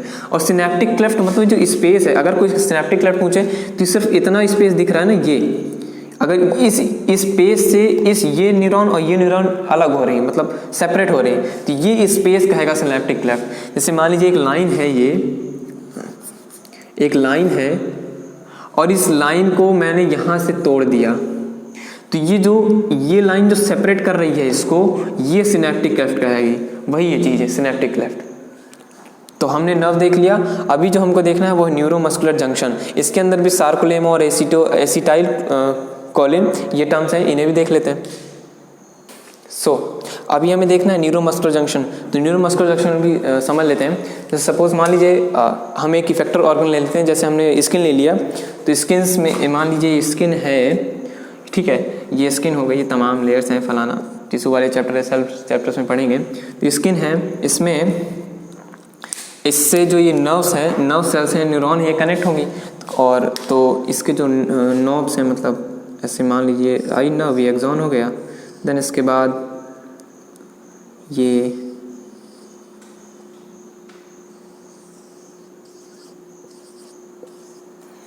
सिनेप्टिक नर्व्स हो गए उसके। तो ये जो कनेक्ट है ना, मतलब ये जब सिनेप्टिक नर्व्स स्किन से कनेक्ट होते हैं तो इस एरिया को हम न्यूरोमस्कुलर जंक्शन कहते हैं। न्यूरोमस्कुलर, भाई मसल्स है हमारी, तो मसल्स और न्यूरो से न्यूरॉन, मस्कुलर से मसल, न्यूरोमस्कुलर जंक्शन, जहाँ पे न्यूरॉन और मसल्स जो हैं वो एक साथ जुड़ रही हो, मिल रही, तो ये हमारा न्यूरोमस्कुलर जंक्शन हो गया। अब इसमें एक है सार्कोलेमा, एक एसिटाइलोकोलिन है। तो ये जो टिश्यू जो प्रेजेंट रहती है ना यहाँ पे, मतलब जिस टिश्यू से ये न्यूरॉन कनेक्ट रहती है, मसल की जिस टिश्यू से, यानी स्किन के जिस टिश्यू से न्यूरॉन कनेक्ट रहती है, उसे हम सार्कोलेमा कहते हैं। और फिर ये न्यूरोट्रांसमीटर रिलीज होता है। तो जो न्यूरोट्रांसमीटर केमिकल रिलीज होता है ये होता है एसिटाइलकोलिन नाम का जो न्यूरोट्रांसमीटर सब्सटेंस है। ये जो न्यूरोट्रांसमीटर एक केमिकल था, मतलब उसको कैटेगरी दी गई है, न्यूरोट्रांसमीटर कैटेगरी का केमिकल है, तो ये उसका नाम है, मतलब ये एसिटाइलकोलिन रिलीज होता है। जो न्यूरोट्रांसमीटर नाम हम ले रहे थे बार बार, तो ये एसिटाइलकोलिन वो है हार्मोन है जो रिलीज होता है। देन इसके बाद हमें देखना है नर्व इम्पल्स। नर्व इम्पल्स क्या होता है? वही जो हम इलेक्ट्रिक नर्व इम्पल्स बार बार कह रहे हैं, उसे नर्व इम्पल्स कहते हैं। क्या होता है, जैसे हमने एक बटन चालू किया तो बटन से डायरेक्ट जो है बल्ब चालू हो गया, पंखा चालू हो गया, कुछ भी चालू हो गया, तो उससे क्या हुआ, जो इलेक्ट्रॉन्स ट्रांसफर हुए, उसमें इलेक्ट्रॉन्स कॉपर वायर के थ्रू ट्रांसफर हुए। तो वही है कि जो नर्व इम्पल्स हैं, तो नर्व हैं जो वो काम करती हैं वही उन्हीं इलेक्ट्रॉन्स को कैरी करने को। इलेक्ट्रॉन्स की जगह यहाँ पे किसने ले ली है, इम्पल्स ने। अगर कॉपर वायर देखें तो कॉपर वायर की तरह हमारी बॉडी की नर्व्स होती हैं या फिर न्यूरॉन्स होती हैं, और जो ये उसमें इलेक्ट्रॉन्स फ्लो होते हैं, इलेक्ट्रिसिटी फ्लो होती है, उसकी जगह हमारी नर्व्स में इम्पल्स फ्लो होता है।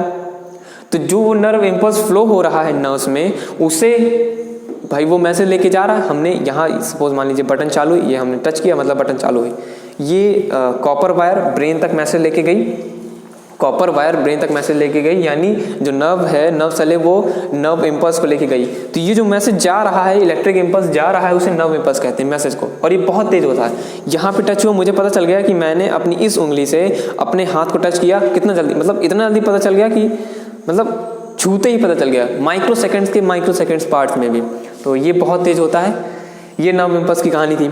अब जो हमारा पाथवे है कि नर्व इम्पल्स कैसे ट्रैवल करता है, उसे देख लेते हैं, ट्रेजेक्ट्री या फिर पाथवे ऑफ नर्व इम्पल्स। पहले स्टिमुलस मिला, ठीक, फिर रिसेप्टर न्यूरॉन या फिर रिसेप्टर ऑर्गन, रिसेप्टर न्यूरॉन ये है, रिसेप्टर ऑर्गन है, इसने जो है एक्सेप्ट किया।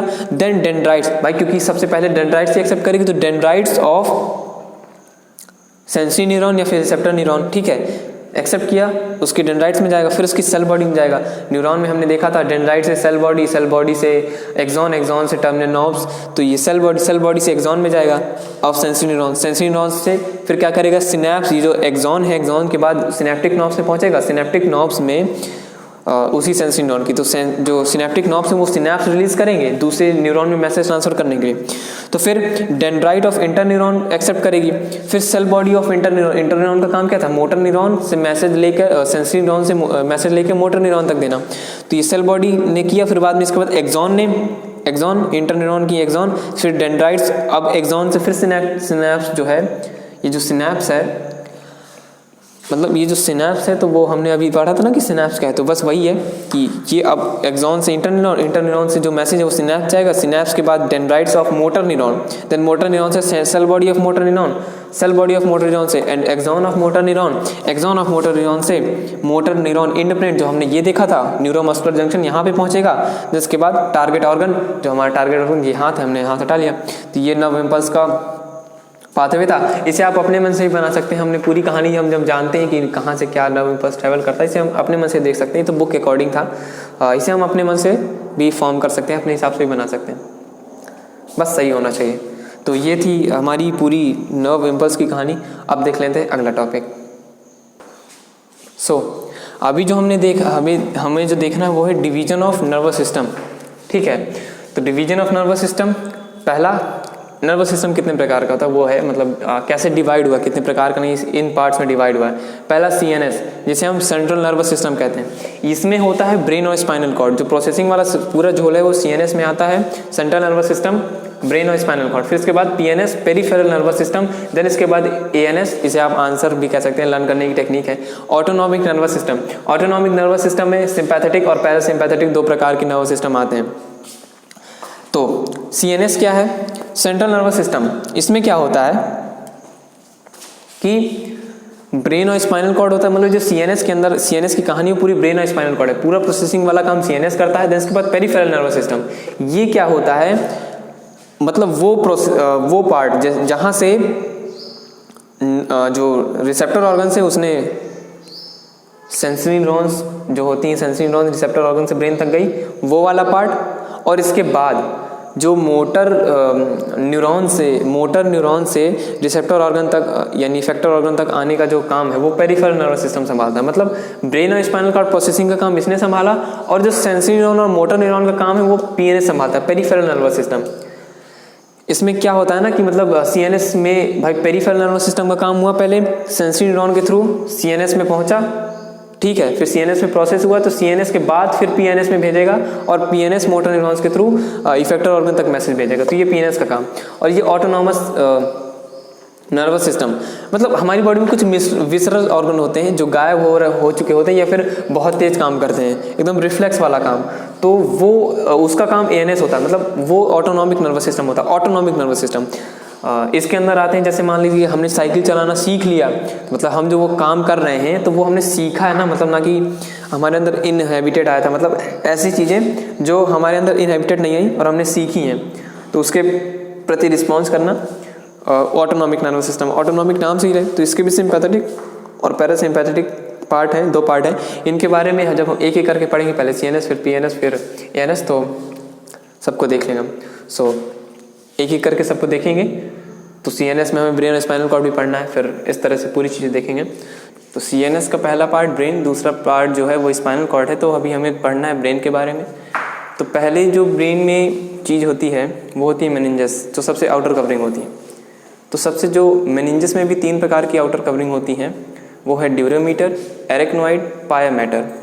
ड्यूरोमीटर, एरेक्नॉइड, पायामीटर, इन सब का काम एक ही होता है। मतलब अगर इन होल हम कहें मेनिंजस, तो मेनिंजस का काम ये होता है कि जो ब्रेन है उसको कवर करना, मतलब किसी भी चीज़ की आउटर कवरिंग होती, तो ये जो ब्रेन की आउटर कवरिंग है वो है मेनिंजस। किसी तरह की इंजरीज से बचाना ब्रेन को, किसी तरह की झटके से, शॉक से बचाना, और कांस्टेंट प्रेशर वगैरह मेंटेन करके रखना। तो जो कवरिंग है ब्रेन की आउटर कवरिंग उसे मेनिंजस कहते हैं।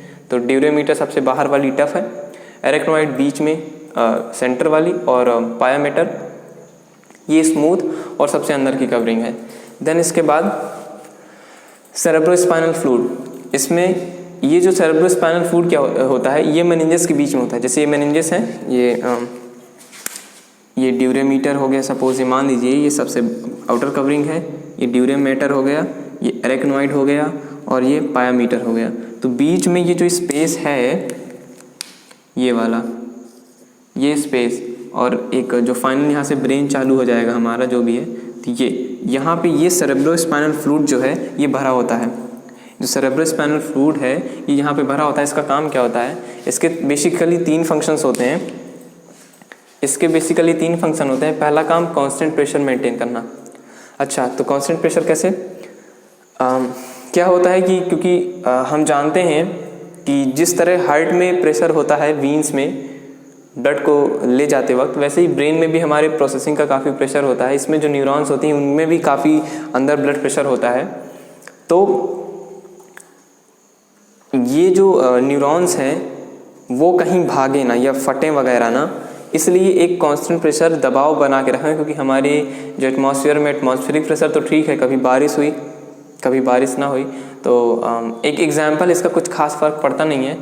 तो अगर सपोज थोड़ी देर के लिए मान लीजिए मेनिंजेस ना हो और सिर्फ एटमॉस्फेरिक प्रेशर के हिसाब से हमारी ब्रेन पे प्रेशर लगे, तो एटमॉस्फेरिक प्रेशर तो अपना मेंटेन, लेकिन कभी बरसात हुई, ह्यूमिडिटी बढ़ी तो प्रेशर ज़्यादा बढ़ गया, कभी रूखी हवा चल रही तो प्रेशर कम गया। तो इसलिए कांस्टेंट प्रेशर जो है मेंटेन करने के लिए सेरेब्रोस्पाइनल फ्लूइड होता है इनकी जो मेनिंजेस हैं इनके बीच में। तो इसका जो दूसरा काम है शॉक्स एंड इंजरी। अच्छा, चोट लगने के टाइम पे, क्योंकि जो ये बीच में अगर सेरेब्रोस्पाइनल फ्लूइड भरा हो गया, कोई भी फ्लूइड भरा होगा, तो जो दबाव है वो डायरेक्ट नहीं पड़ता, और जब कोई ठोकर ऊपर से लगेगी या शॉक लगेगा तो जो मेनिंजेस हैं ये सिकुड़ जाएंगी, मतलब टोटली ये ऐसे हो जाएंगी, ये ऐसे हो जाएंगी, ये ऐसे हो जाएंगी, ये सिकुड़ जाएंगे, लेकिन ब्रेन पे दबाव नहीं पड़ेंगे। बहुत ज़्यादा शॉक पड़ेगा तो ब्रेन पे भी डैमेज होने के चांसेस हैं, लेकिन ये जो मेनिंजेस हैं काफ़ी हद तक, मतलब ऑलमोस्ट शॉक्स एंड इंजरीज़ को प्रिवेंट करती हैं। देन इसके बाद न्यूट्रिएंट्स एंड वेस्ट।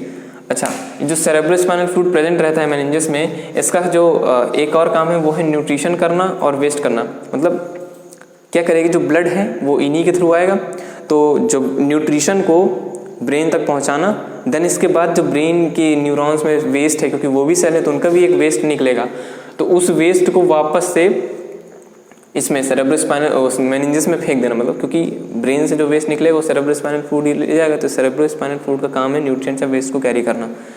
तो ये सेरेब्रोस्पाइनल फ्लूइड का काम हो गया। अभी हमें देखना एक चीज़ और होती है, ब्रेन मैटर। ब्रेन में जो मैटर होता है, मतलब जो ब्रेन के अंदर जितनी भी न्यूरॉन्स होती हैं, तो उसे हम मैटर कह सकते हैं। मतलब सपोज ये मार्कर है, इसके अंदर जो रिफिल भरी हुई है वो इसका मैटर हो गया। वैसे ही ब्रेन के अंदर जो चीज़ भी भरी हुई है वो उसका मैटर हो गया। तो जो ब्रेन का मैटर है वो 2 प्रकार का है, ग्रे मैटर और वाइट मैटर। देख लेते हैं इन्हें भी। तो अभी हमें देखना है ग्रे मैटर और वाइट मैटर। तो ग्रे मैटर क्या होता है? ग्रे मैटर में पहले एक चीज़ नोट करने लायक है, ठीक। तो ग्रे मैटर बना होता है सेल बॉडी से। पहले हमें जो चीज़ देखनी है, पहला कि ग्रे मैटर जो है सेल बॉडी से बना होता है, और वाइट मैटर एक्सॉन। ये सेल बॉडी क्या है? जो साइटोन होता है, ये सेल बॉडी भी कहते हैं हम उसे। न्यूरॉन का फिगर जब हमने डिस्कस किया था वहाँ पे हमने देखा था कि सेल बॉडी या फिर साइटोन क्या है। तो जो ग्रे मैटर है ये सेल बॉडी या फिर साइटोन से बना होता है। जो वाइट मैटर है ये एक्सॉन से बना होता है। एक्सॉन्स भी हमने देखा था, ये भी न्यूरॉन नर्व सेल का ही एक पार्ट है जो कि सेल बॉडी के बाद चालू होता है और काम करता है नर्व इम्पल्स को कैरी करने का, सेल बॉडी से लेकर सिनेप्टिक नर्व तक। तो ये हो गया। देन इसके बाद जो ग्रे मैटर है ये आउटर साइड होता है। सेल बॉडी जो ये ग्रे मैटर है ये सेल बॉडी से बना होता है और ब्रेन की आउटर कवरिंग को ये बनाता है। मतलब ये मेनिंजेस नहीं, ये ब्रेन जहाँ से ब्रेन चालू होता है उसकी वो आउटर ब्रेन जो अगर हम कहें तो वो ग्रे मैटर है। तो ग्रे मैटर जो होता है वो आउटर ब्रेन, मतलब आउटर ब्रेन में जितना भी मैटर है उसे ग्रे मैटर कहेंगे। इसके बाद एक्सॉन से जो बना होता है उसे वाइट मैटर। एक्सॉन्स हमने एक चीज़ और देखी थी एक्सॉन्स के बारे में, ये नर्व फाइबर्स को बनाती हैं और नर्व फाइबर से मिलकर ही नर्वस सिस्टम बना होता है, नर्व बनी होती है। तो जो वाइट मैटर है ये इनर पार्ट होता है, ये grey matter outer part, white matter inner part, और एक्सॉन से बना होता है। तो हमने ये ब्रेन देख लिया। अभी हम ब्रेन के पार्ट देखेंगे और ब्रेन की फिगर को भी डिस्कस करेंगे। ब्रेन में कई सारे पार्ट होते हैं, उन्हें डिस्कस करते हैं। तो जो अभी हम देख लेते हैं ब्रेन का फिगर। ये ब्रेन है, इसके सबसे पहले जो आउटर कवरिंग होती है वो स्कल होता है। स्कल की क्योंकि यहाँ पे थोड़ा सा स्पेस की कमी थी इसलिए स्कल डिज़ाइन नहीं किया गया, लेकिन यहाँ पे जो सबसे ऊपर है स्कल है। देन इसके बाद मेनिंजेस जो हमने अभी देखी थी। इसके बाद ये जो आपको रेड कलर से दिख रहा है यही ग्रे मैटर और वाइट मैटर था। ग्रे मैटर अगर हम कहें तो बाहर का ये जो आउटर साइड का ब्रेन है इसे ग्रे मैटर कहेंगे, और जो अंदर का पार्ट है इसे वाइट मैटर कहेंगे, हमने देख लिया था। अभी इसके बाद फिर ये थैलेमस है। थैलेमस क्या होता है, इसका काम अभी हम देखेंगे जब हम ब्रेन के पार्ट देखेंगे। पीनियल ग्लैंड है ये सेरेबलम है, ये पॉन्स है, ये मेडुला है। अच्छा, सेरेबलम, पॉन्स और मेडुला ये हिंड ब्रेन, जो ब्रेन का सबसे लास्ट आखिर का पार्ट है, आप देख ही होंगे ये ब्रेन का आखिर का पार्ट है। ये जो है इतना सेरेबलम, पॉन्स और मेडुला ये हिंड ब्रेन में आता है। मिड नहीं, hind brain, HIND, hind brain. इसके बाद ये लास्ट में मैंने बताया था जहाँ से ब्रेन खत्म, इसके बाद पीछे तरफ यहाँ से स्पाइनल कॉर्ड चालू होता है, तो ये स्पाइनल कॉर्ड ये भी सेंट्रल नर्वस सिस्टम का पार्ट है, इसे भी देखेंगे। इसके बाद यहाँ पे पिट्यूटरी ग्लैंड है, इसका भी काम देखेंगे। Hypothalamus, cerebral cortex, corpus callosum, इन सब का काम हम देखेंगे अभी। और जैसे हम ब्रेन के पार्ट्स पढ़ेंगे तो एक एक करके सारे जो इनकी जो काम है इन सारे पार्ट्स का वो देखेंगे। सो देख लेते हैं पार्ट्स ऑफ ब्रेन।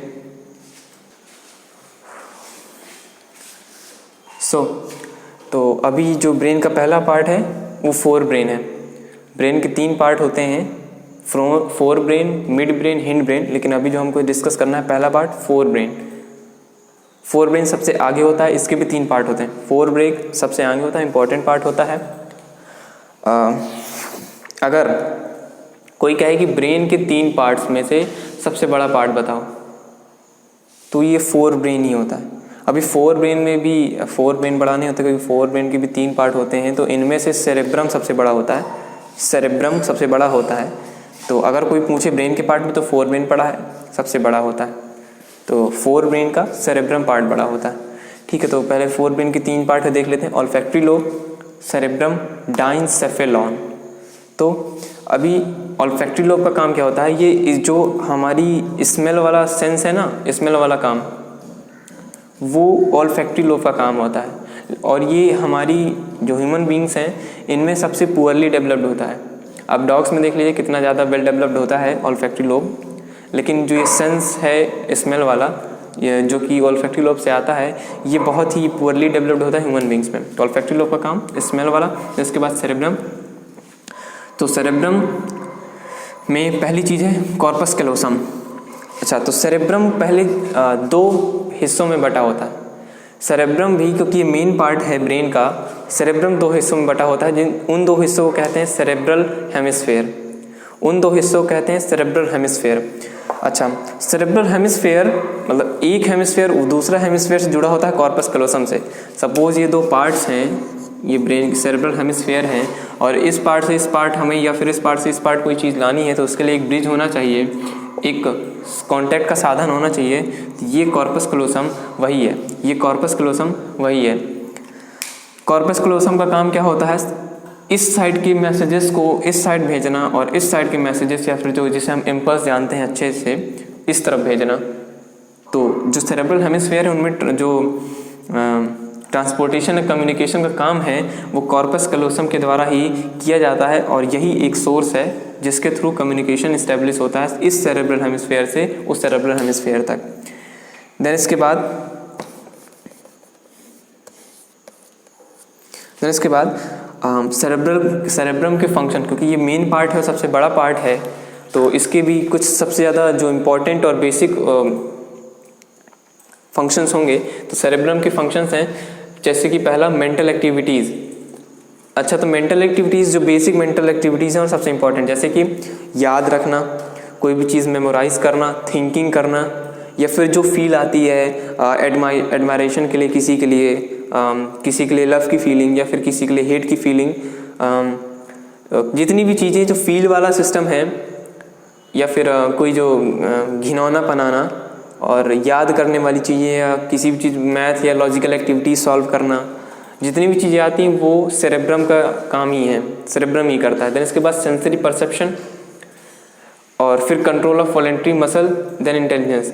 तो कंट्रोल ऑफ वॉलेंट्री मसल्स क्या है, मतलब ऐसी मसल्स जो हमारे बस में नहीं है। वॉलेंट्री का मतलब जो हमारे बस में, जैसे हम लोग को जब छींक आती है, तो छींक के टाइम पे जो छींकना है, हमारी आँख का बंद होना और सर का नीचे होना, वो हमारे बस में नहीं होता। वो छींक आएगी तो आंख बंद होगी, और तो उसमें जो मसल्स हैं वो हमारे कंट्रोल में नहीं आती, तो उनको कंट्रोल करना, वो कैसे एक्शन करेंगी, उनके प्रति रिस्पॉन्स करना, वो भी सेरेब्रम का काम है। और इंटेलिजेंस, सीट ऑफ इंटेलिजेंस कहते हैं सेरेब्रम को। सेरेब्रम को जो एक नाम दिया गया है, कोट दिया गया है, वो है सीट ऑफ इंटेलिजेंस। तो मतलब जितनी भी याद करने वाली चीज़ है या नॉलेज जो सेव हो जाता है परमानेंटली, भाई बेसिक जो याद करने वाली चीज़ें हो तो मेंटल एक्टिविटीज़ में आ गई। इंटेलिजेंस का मतलब ऐसी चीज़ें जिनको हम याद करके यूज़ कर सकें, जिसे हम बेसिकली नॉलेज कहते हैं, तो वो सेरेब्रम से ही आता है। सेरेब्रम को इसलिए सीट ऑफ इंटेलिजेंस कहते हैं। इसमें एक चीज़ और है, सेंसरी परसेप्शन। तो आपको ये सेंसरी मतलब सेंस और परसेप्शन मतलब एक्सेप्ट करना या फिर उस चीज़ के प्रति रिस्पॉन्स करना, तो इसके नाम से पता चल रहा है। सेंसरी परसेप्शन मतलब होता है हमारी बॉडी में जो टच है, टेम्परेचर है, हीट, कोल्ड, ठंडी, सर्दी, गर्मी, वो सब ये सेंसरी परसेप्शन के अंदर आता है, और वो काम भी सेरेब्रम का ही है। तो ये बेसिक फंक्शंस थे, और ये सबसे ज़रूरी फंक्शंस होते हैं हमारी लाइफ के, कुछ बेसिक फंक्शंस में होते हैं जो कि सेरेब्रम करता है। इसलिए सेरेब्रम जो है फोर ब्रेन का जो सेकंड पार्ट है, ये सबसे लॉन्गेस्ट सबसे बड़ा पार्ट होता है ब्रेन का, और ये कहाँ स्थित होता है? फोर ब्रेन में स्थित होता है। तो हमने कॉर्पस कलप्सम देखा, मेंटल एक्टिविटीज़, इसके जो फंक्शन है वो देखें, और देन इसके बाद अब जो तीसरा पार्ट है डायंसेफेलॉन।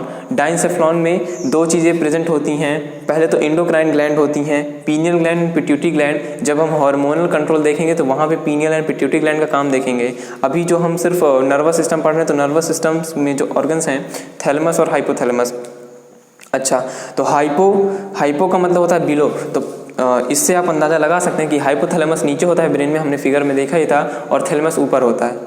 हाइपो का मतलब बिलो होता है, तो इसका मतलब बिलो थैलेमस मतलब जो थैलेमस नीचे प्रेजेंट है उसे हाइपोथैलेमस कहेंगे, जो थैलेमस ऊपर है उसे थैलेमस कहेंगे। ठीक है, तो ये पोजीशन वाला जो याद करने की टेक्निक है वो हो गई। देन इसके बाद इनके काम क्या हैं, तो इनके काम देख लेते हैं।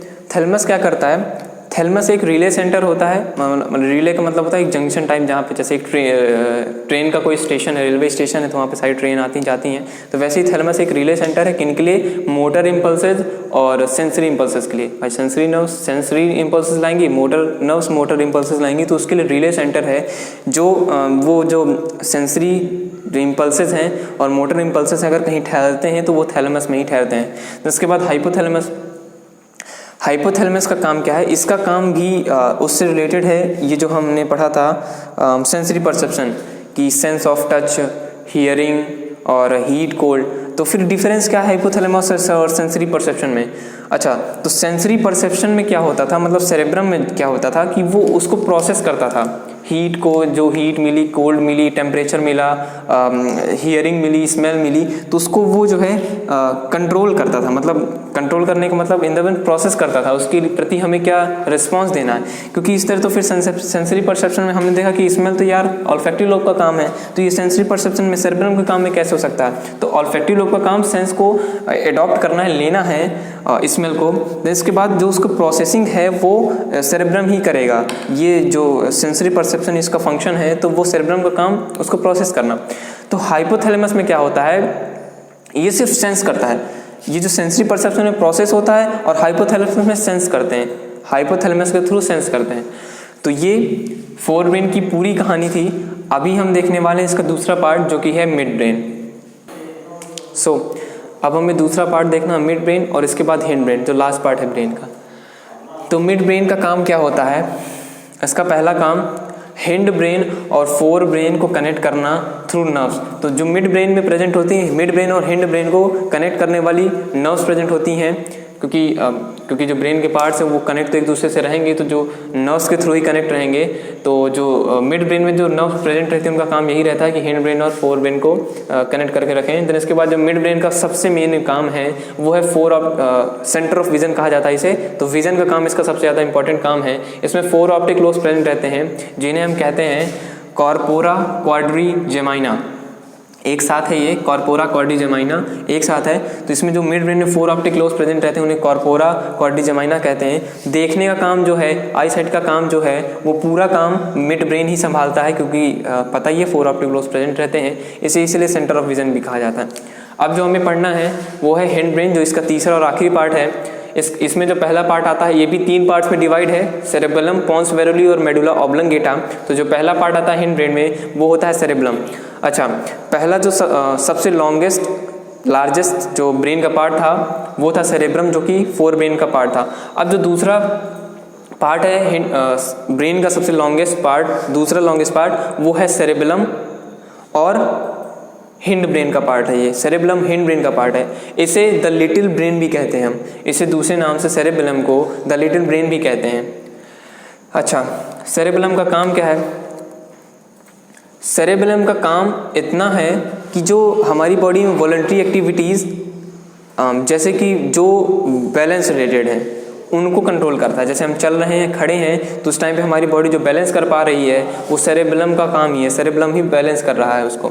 अच्छा, तो अभी हम देखेंगे कि सेरेबेलम भी वॉलंटरी मसल्स को कंट्रोल कर रहा है और सेरेब्रम भी कर रहा था। तो सेरेब्रम और सेरेबेलम की जो कंट्रोल है वॉलंटरी मसल्स को कंट्रोल करने का, वो कैसे डिफरेंट है? तो उसमें वो मसल्स रिलेटेड होती थी कंट्रोल करने में जो कि मोटिवेशन और अटेंशन से रिलेटेड थी। जब हम किसी चीज़ के प्रति अटेंटिव रहते हैं, कोई काम कर रहे हैं, पढ़ाई कर रहे हो या फिर खेल रहे हो, तो उस टाइम पे उससे रिलेटेड जो मसल्स रिलेटेड होती हैं, एसोसिएटेड होती हैं, उनको कंट्रोल करने का काम कौन करता है? सेरेब्रम करता है, और मोटिवेशन के टाइम पे भी। और हिंड ब्रेन में जो सेरेबेलम कंट्रोल करता है वो बैलेंस रिलेटेड मसल्स हैं। जैसे एग्जांपल देना चाहूँ, जो मैं चल रहा हूँ तो पैर की मसल्स हैं, ये बैलेंस को मेंटेन कर रही हैं। रीढ़ की हड्डी ये बैलेंस मेंटेन कर रही है, तो उनको कंट्रोल करना, उन मसल्स को कंट्रोल करना सेरेबेलम का काम है। देन इसके बाद पोन्स वेरोली। तो एक चीज़ और, क्योंकि ब्रेन जो है इस तरह के हिस्सों में डिवाइड रहता है 2 लोब्स में, तो जैसे सेरेब्रम के 2 हिस्से थे वैसे सेरेबेलम के जो चीज़ें दोनों तरफ प्रेजेंट होंगी उनके 2 हिस्से ब्रेन में होंगे। तो जैसे सेरेब्रम के 2 हिस्से थे वैसे ही सेरेबेलम के 2 हिस्से होंगे, सेरेबेलम के भी 2 हेमिस्फीयर होंगे। तो सेरेब्रम में सेरेबेलम में कॉर्पस कैलोसम एक जो है सेरेब्रल हेमिस्फीयर से दूसरे सेरेब्रल हेमिस्फीयर में जुड़ा होता था, मैसेज ट्रांसफर करता था, जोड़ता था। तो वैसे ही सेरेब्रम के दोनों हेमिस्फीयर को जोड़ने का काम पोन्स वेरोली करता है, ये एस है। तो सेरेबेलम के दोनों हेमिस्फीयर को जोड़ने का काम पोन्स वेरोली करता है, एक इस तरफ से उस तरफ, उस तरफ से इस तरफ, इधर की बातें उस तरफ, उधर की बातें इस तरफ। देन इसके बाद मेडुला ऑब्लंगेटा, इसका काम क्या होता है? इनवॉलंटरी एक्टिविटीज़ को कंट्रोल करना। अच्छा, तो अभी आपके दिमाग में डाउट आएगा कि वॉलंटरी एक्टिविटीज़ और इनवॉलंटरी एक्टिविटीज़ में डिफरेंस क्या होता है। तो वॉलंटरी एक्टिविटीज़ क्या होती हैं, इनवॉलंटरी एक्टिविटीज़ क्या होती हैं? वॉलंटरी एक्टिविटीज़ ऐसी एक्टिविटीज़ जो हमारे जानने में हो रही हैं, मतलब हमारे संज्ञान में होते हुए चीज़ें हो रही हैं। जैसे कि हम चल रहे हैं, खेल रहे हैं, और इसमें कुछ चीज़ें ऐसी होती हैं जिन पे जोर हमारा नहीं रहता। जैसे कि छींकना हम जानते रहे हैं कि छींक रहे हैं हम, लेकिन इस पे हमारा जोर नहीं होता। ऐसी एक्टिविटीज़ वॉलंटरी। और इनवॉलंटरी एक्टिविटीज़ जैसे कि पेरिस्टाल्टिस मूवमेंट हमने देखा था पहले चैप्टर में। उसमें क्या होता था, अब भले ही सर के बल खड़े हो जाएं, उल्टे खड़े हो जाएं, लेकिन अगर आप खाना खा रहे हैं तो खाना पेट में उतरेगा ग्रेविटी के अपोजिट में भी, तो उसे हम पेरिस्टाल्टिस मूवमेंट कहेंगे।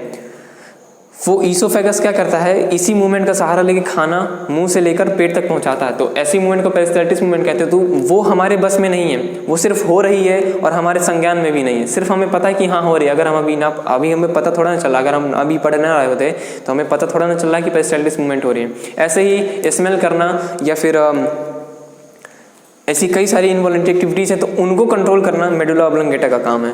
तो ये थी हमारी पूरी ब्रेन की कहानी। अब ब्रेन का पूरा जो पार्ट है वो खत्म हो गया है। मेडुला ऑब्लंगेटा लास्ट पार्ट एकदम एंड में प्रेजेंट होता है, इस हिस्से में प्रेजेंट होता है ब्रेन के। अब जो हिस्सा पढ़ना है हमें, ये स्पाइनल कॉर्ड। तो ब्रेन का हिस्सा हमने पढ़ लिया। अब जो हमें चीज़ पढ़नी है वो पढ़नी है स्पाइनल कॉर्ड।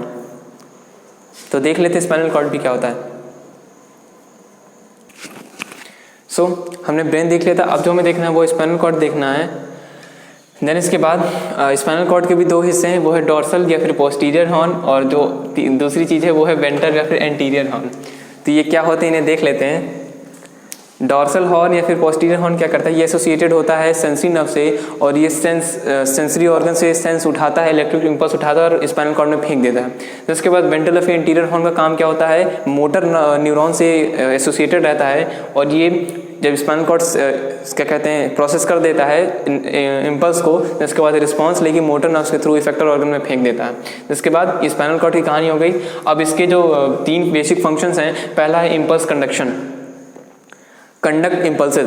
तो इसका काम यही होता है देखा हमने डोर्सल और पोस्टीरियर हॉर्न का काम ये है कि इम्पल्स को कंडक्ट कर रहा है, मतलब इम्पल्स ले रहा है नर्व इम्पल्स को, मतलब जैसे जो काम ब्रेन कर रहा था वही काम स्पाइनल कॉर्ड भी कर रहा है यहाँ पे। इसने कंडक्ट का मतलब क्या होता है कि इसने इम्पल्स लिया फिर उसके प्रति रिस्पॉन्स किया। स्पाइनल कॉर्ड का काम भी तो वही है रिस्पॉन्स करना, तो ये इम्पल्स कंडक्शन हो गया। इसके बाद रिफ्लेक्स सेंटर, ये रिफ्लेक्स सेंटर की इसलिए है क्योंकि जो स्पाइनल कॉर्ड रिस्पॉन्स करता है वो रिफ्लेक्स एक्शंस के लिए करता है। रिफ्लेक्स एक्शन ऐसे जो इमीडिएट एक्शंस होते हैं, क्या होते हैं हम अभी आगे पढ़ेंगे, मैंने हेडिंग डाली हुई है। रिफ्लेक्स एक्शन क्या होता है, रिफ्लेक्स आर क्या होता है देखेंगे।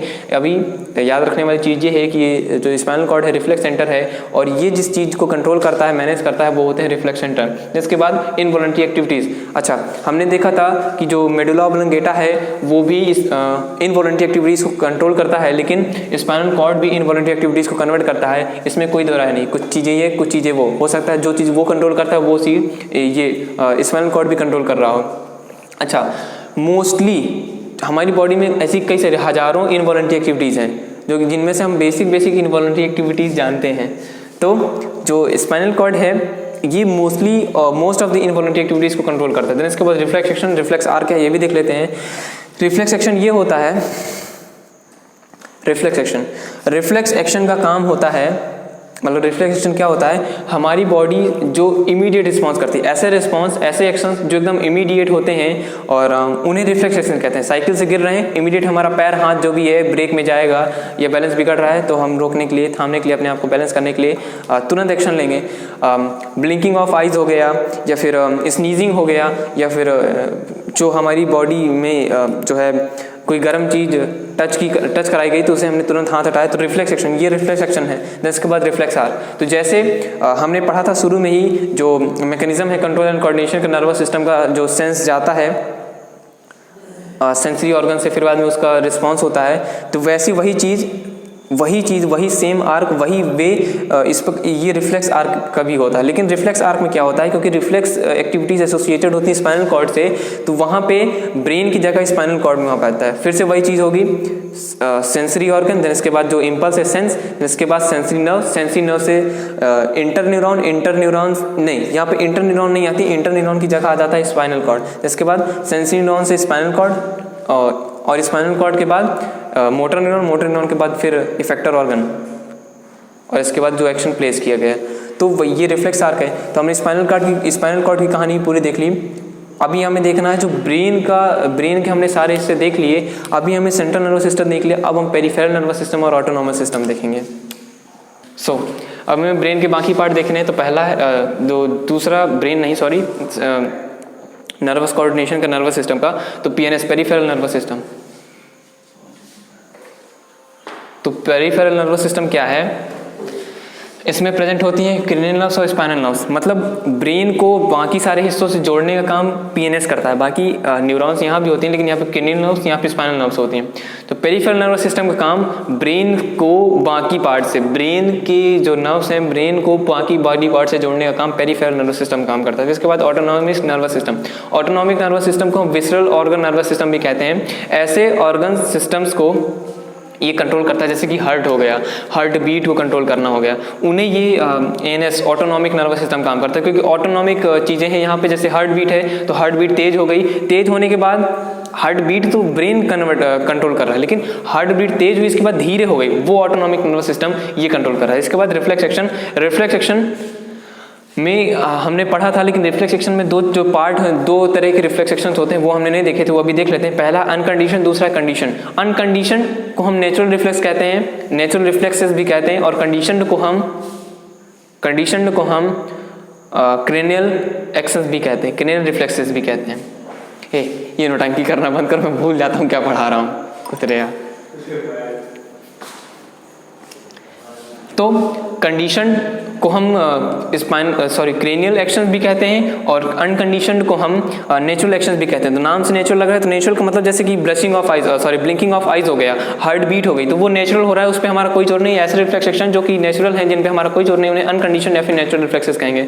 इसके बाद कंडीशन या फिर क्रेनियल, सी से कंडीशन, सी से क्रेनियल याद करने की टेक्निक। कंडीशन या फिर क्रेनियल जो एक्शंस हैं वो ऐसे होते हैं जो हम, जैसे हमने कोई बुक पढ़ी, कोई क्वेश्चन लगाया, वो हमें आने लगा, तो अगर हम ऐसे एक्शन, मतलब जैसे कि किसी ने वो क्वेश्चन पूछा, हमने फटाक से आंसर दिया, तो वो तो हमें पढ़ने के बाद है। जैसे साइकिल का चलाना हो गया, ठीक है, कंप्यूटर का चलाना हो गया, कंप्यूटर का यूज़ करना हो गया, चलना हो गया, ये भी कंडीशन रिफ्लेक्स में आता है क्योंकि हमने सीखा है, हमारे अंदर ये इनबिल्ट नहीं आता। लेकिन हार्ट बीट का चलना, ब्लिंकिंग ऑफ आइज, माउथ का चलना है तो इनबिल्ट आया है ना, इसलिए इसे नेचुरल रिफ्लेक्स कहेंगे, यानी अनकंडीशनल या फिर नेचुरल रिफ्लेक्स, और कंडीशन या फिर क्रेनियल रिफ्लेक्स जो कि हम सीख के, मतलब जन्म लेने के बाद सीखते हैं, या फिर ये जन्म के बाद होते हैं, और एक अनकंडीशन जन्म से ही हमारे अंदर होते हैं। सो ये रिफ्लेक्स एक्शन की कहानी थी। पेरिफेरल नर्वस सिस्टम देखा, ऑटोनॉमिक नर्वस सिस्टम देखा, सीएनएस देखा, सीएनएस में हमने ब्रेन देखा, और स्पाइनल कॉर्ड देखा। हमने सेंट्रल नर्व, मतलब जो पूरा कंट्रोल एंड कोऑर्डिनेशन था नर्वस सिस्टम के थ्रू, वो हमने पूरा देख लिया। अभी जो हमें देखना है वो है जो आखिरी चीज़ है, हार्मोनल कंट्रोल, केमिकल कोऑर्डिनेशन। हमने नर्वस कोऑर्डिनेशन देख लिया, अब हमें केमिकल कोऑर्डिनेशन देखना है। अब जो हमें देखना है वो देखना है केमिकल कोऑर्डिनेशन, क्योंकि हमने नर्वस कोऑर्डिनेशन देख लिया था, अब हमें देखना है केमिकल कोऑर्डिनेशन। तो केमिकल कोऑर्डिनेशन क्या होता है? केमिकल कोऑर्डिनेशन में हार्मोन्स का जो होता है, हार्मोन्स इंक्लूड होते हैं, और जितने भी केमिकल वाला जो केमिकल के थ्रू कोऑर्डिनेशन हमारी बॉडी में होता है वो केमिकल कोऑर्डिनेशन कहलाता है। तो ये केमिकल कोऑर्डिनेशन की कुछ कैरेक्टरिस्टिक्स है मेन, तो कुछ 5 मेन कैरेक्टरिस्टिक्स, जिसमें पहला एंडोक्राइन ग्लैंड्स। तो केमिकल कोऑर्डिनेशन से एसोसिएटेड जो ग्लैंड्स होती हैं वो एंडोक्राइन ग्लैंड्स होती हैं, इन्हीं में पीनियल या फिर पिट्यूटरी ग्लैंड्स आते हैं। एंडोक्राइन ग्लैंड हो गया, एंडोक्राइन ग्लैंड में ये जो हार्मोन या केमिकल से डायरेक्टली ब्लड में रिलीज कर देते हैं नर्व्स के थ्रू। इसके बाद केमिकल मैसेंजर्स इन्हें कहा जाता है। जो केमिकल कोऑर्डिनेशन में जितने भी एंडोक्राइन ग्लैंड्स एसोसिएटेड होते हैं उन्हें जो है हम केमिकल मैसेंजर्स कहते हैं। केमिकल मैसेंजर्स इसलिए कहते हैं क्योंकि केमिकल कोऑर्डिनेशन में ये जो वैसे तो नर्वस सिस्टम में केमिकल जो है इम्पल्सेस इधर से उधर जाते थे, वैसे लेकिन यहाँ पे केमिकल मैसेंजर्स, मतलब केमिकल्स इधर से उधर जो केमिकल कोऑर्डिनेशन में इधर से उधर जाते हैं, इसीलिए उन्हें केमिकल मैसेंजर्स कहते हैं। इसके बाद ये होम्योस्टेटिस करता है, यहाँ पे इन्वॉल्व होती है होम्योस्टेटिस की प्रोसेस। होम्योस्टेटिस, इसको हैशटैग मार्क कर लीजिए, बहुत इंपॉर्टेंट प्रोसेस है। होम्योस्टेटिस क्या होता है? Maintaining of balance in our body, maintaining और balance of chemicals in our body is known as homeostasis. हमारी बॉडी में जैसे वाटर का बैलेंस ऑस्मो रेगुलेशन कहलाता था, वैसे केमिकल का बैलेंस होम्योस्टेटिस कहलाता है। और केमिकल कोऑर्डिनेशन भी, जो केमिकल का बैलेंस करना भी केमिकल कोऑर्डिनेशन काम, इसलिए होम्योस्टेटिस भी एक प्रोसेस जो केमिकल कोऑर्डिनेशन के अंदर आती है। जिसके बाद स्मॉल अमाउंट, ये बहुत ही छोटी स्मॉल अमाउंट में रिलीज होते हैं। और दूसरा है डिस्ट्रॉयड वेरी सून, ये रिलीज होने के बाद जो हार्मोन से बहुत जल्दी केमिकल्स जो बहुत जल्दी डिस्ट्रॉय हो जाते हैं अपना काम करने के बाद। तो ये पूरी कहानी होगी केमिकल कोऑर्डिनेशन की। तो हमने देख लिया ये, और जो केमिकल कोऑर्डिनेशन में जो हार्मोन्स है और वगैरह रिलीज होते हैं, इनका काम बहुत धीरे धीरे होता है। जैसे नर्वस सिस्टम में हमारा इमीडिएट रिस्पांस होता है, लेकिन केमिकल कोऑर्डिनेशन में बहुत धीरे रिस्पांस होता है। जैसे हमारी बॉडी में जब हम बड़े होते हैं, ग्रोथ वाला हार्मोन रिलीज होता है, तो अभी हम एक झटके में तो बड़े हो नहीं जाते, धीरे धीरे बड़े होते हैं। तो ये जो केमिकल कोऑर्डिनेशन होता है बहुत ही धीरे रिस्पांस होता है इसका। हमें बड़े होने में कितना टाइम लग रहा है, तो